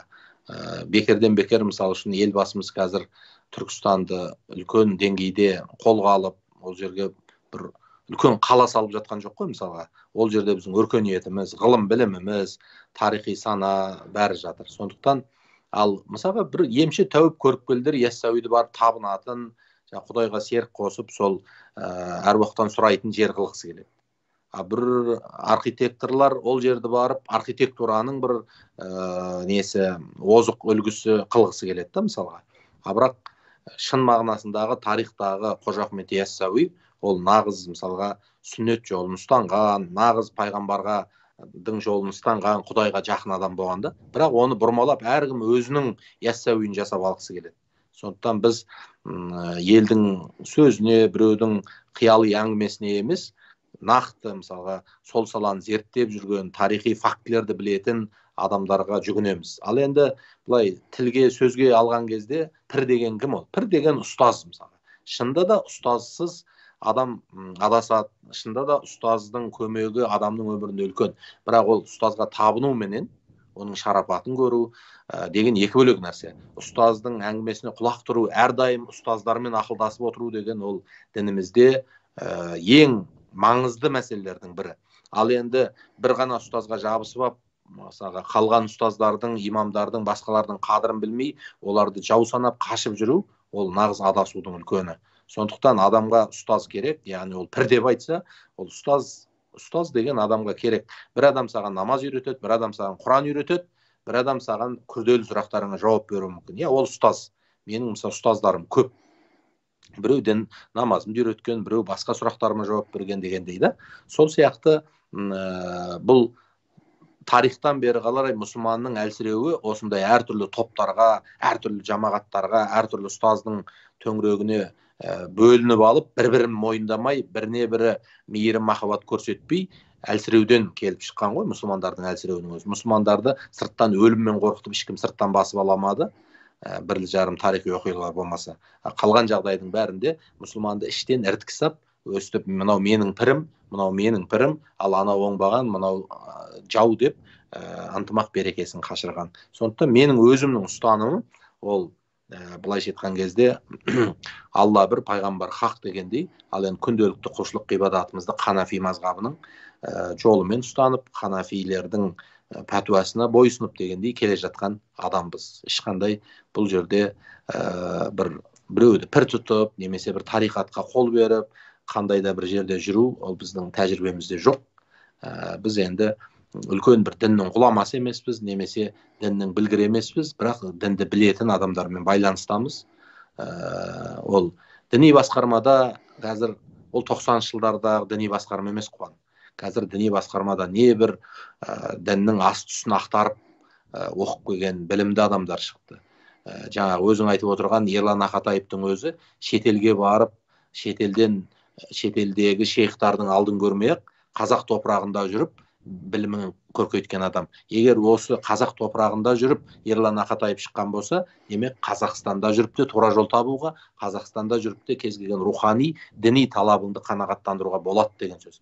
Құдайға шүкір, осы 30 жылдың ішінде Қазақстанда діни мектеп қалыптасты, Құрандар қазақшаға аударылды, бүкіл хадистер қазақшаға аударылды, адамның діни талабына қажетті кітаптың барлығы осы жерде бар. Алғашқы кездерде біреу Арабқа, біреу Египетке, біреу Түркияға, біреу Мысырға, Пакистанға, жан-жаққа кетіп жатты. Олар да келді, адасқаны адасты, адаспағаны үйірін тапты, әртүрлі жағдай болды. Бірақ өткенді қазбалап, біреуден кінә іздеп, біреуге жаманды ойлаған деген дұрыс емес. Сондықтан жаңа бауырымыз айтқандай, ол кішкентай, мысалға бір балаға былай сұрақ қоюға болады да, Қуан. Мамаң жақсы көресің ба, папаң жақсы көресің ба деп. Безобидный сұрақ сияқты, бірақ ол баланың тағдырын бұзып жібереді да. Сұрақ дұрыс қойылу керек өмірде. Ол неге папасын ғана или мамасын ғана жақсы көру керек? Ол баланы үйтіп шатастыруға, адастыруға болмайды. Сол сияқты сен қай пірді құрметтейсің, қай пір кім сенің ұстазың деген сұрақтардың өзін терең қоюға болмайды. Оны бір әңгіме арасында біліп алуға болады. Сондықтан ол адам, сонда жас балалар ойлайды, біреудің бір обязательно бір ұстазға байланып қалу керек екен ғой. Тек қана мына мешіттен ғана намаз оқу керек екен ғой. Тек қана мына кітаппен ғана жүру керек екен ғой деп не алады. Сондықтан мына секта ағым дегеннің нағыз тура жолда жүрген мұсылманнан айырмашылығы неде? Секта ол бір ғана ұстазға байланып алады, определенный кітаптарға ғана байланады да, басқаларды жау тұтады.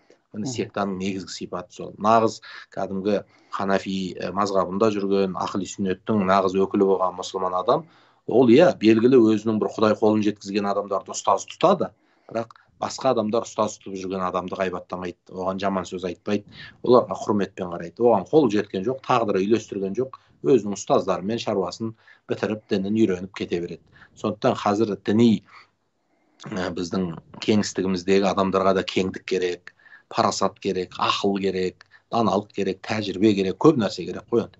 Бізде көп нәрсе бұрын тарихымыз діни тұлғаларға да, медреселерге де бәріне толып тұрды ғой. Бірақ оның бәрін кеңестік кезде қиратты да, көп нәрсені жаңадан істеуге тура келді. Жаңа оңай емес қой, жаманша. Сондықтан енді есін жиіп келе жатқан еліміз, бірақ салыстырмалы түрде бәрібір біздің елімізде рухани тұтастық бар. Бір мүфтияттан шыққан пәтуа бүкіл Қазақстанның 3000 мешітіне жетеді. 3000 имам бір орталықтан шыққан пәтуаға бағынады. Бұл діни тұтастық, діни ынтымақ деген бұл біздің ең үлкен олжамыз, ең үлкен табысымыз. Мұқа, мен шынымды айтайын да, Америкада болдым, мынау қазір Англияда өмір сүріп жатырмын. Біздің муфтият деген керемет екенін осы жақта түсінеді екенмін да. Неге білесіз ба? Мен әр мешітке барамын ғой. Рамазан басталған кезде мынау мешітте бір күн кеш ұстайды, бір күн ерте ұстайды. Америкада сондай болған. Мен муфтиятты Қазақстанға қараймын, бір осындай дата дейді, бәрі осы бастайды. Біз немесе бір күн жіберіп қоямыз, Америкада бір күн жіберіп қойдым. Мына жақта бір күн ерте бастап қойдым. Мен айтамын да, муфтият деген қандай тамаша, бүкіл мешіттер бірдей бастайды, бірдей бітеді. Мына жақта бір мешіт бастап жатады, бірдей аяқталып жатады. Сондай болып жатыр. Дәл солай. Біздегі тұтастықтың біз қадірін біліп отқан жоқпыз ғой. Кеше маған біреу жазыпты интернетте. Қазақстанда тыныштық, тұрақтылық деп айтасың. Тыныштықтан басқа не бар дейді. Біріншіден, тыныштықтан басқа бізде өте көп нәрсе бар. Екіншіден, осы тыныштықтан басқа деп тыныштық менсінбей отқан тыныштықты әлемде бүкіл дүниесін беріп сатып аламай отқан ел көп та. Әрине. Басқа ештеңе керек емес, тыныштық болсыншы деп отыр да. Қазір ойлаймыз ғой, мысалы Бішкекте елдің бәрі батыр болып, алаңда площадьта шапқылап жүр. Бір айдан кейін шаршайды осыдан. 2 айдан кейін ығыр болады, 3 айдан кейін өкінеді, 4 айдан кейін ойлағандары болмай мүлдем басқа результат шығады. Өмір сондай. Адам ашуға, эмоцияға берілген кезде ойлайды, қазір осы состояние менің ең күшті состоянием деп ойлайды. Бірақ ол состояние эмоциямен, ол состояние шүкірсіздікпен болса, күн өткен сайын өзінің состояниясы өзіне ұнамай бастайды. Мысалға, қазақтың бір мақалы ма, мәтелі бар. Бір кісі айтқан екен баяғыда. Желді күні дейді, жел тұрып тұрған күні. Түйенің үстінде отырып дейді. Талқан суырып жегенді шығарған өзім едім, соңғы кезде көзіме кіріп өзіме де ұнамай жүр деп айтқан екен да. Мысалы, сол сияқты қазақ түрлі прикол жасап көрген ғой енді, әр нәрсені битке, нан істе. Сол өзіме де ұнамайды дейді. Сол сияқты осы тыныштықтан басқа не бар, пәлен түген деген адам біраздан кейін тыныштықтан айырылған кезде, оказывается, тыныштықтан басқа ештеңе керек емес екенін түсініп қалады. Әрине. Өйткені сен тыныштық болса ғана бала шағаңмен қыдырасың, тыныштық болса ғана қызмет жасайсың, тыныштық болса ғана тапқан дүниеңнің қызығын көресің. Тыныштық болса, $1,000,000 болса, елдің бәрі сені іздеп келіп тонайды. Тыныштық болмаса, тыныштық болмай соғыс болса, сенің әйелің сұлу болса, соны тартып алып зорлайды.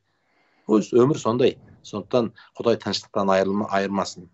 Қуан, үлкен рахмет бүгін мына эфиріңе шақырып, отандастарымызбен бас қостырып неғып жатқаныңа. Бізде міне шамның уақыты кіріп жатыр.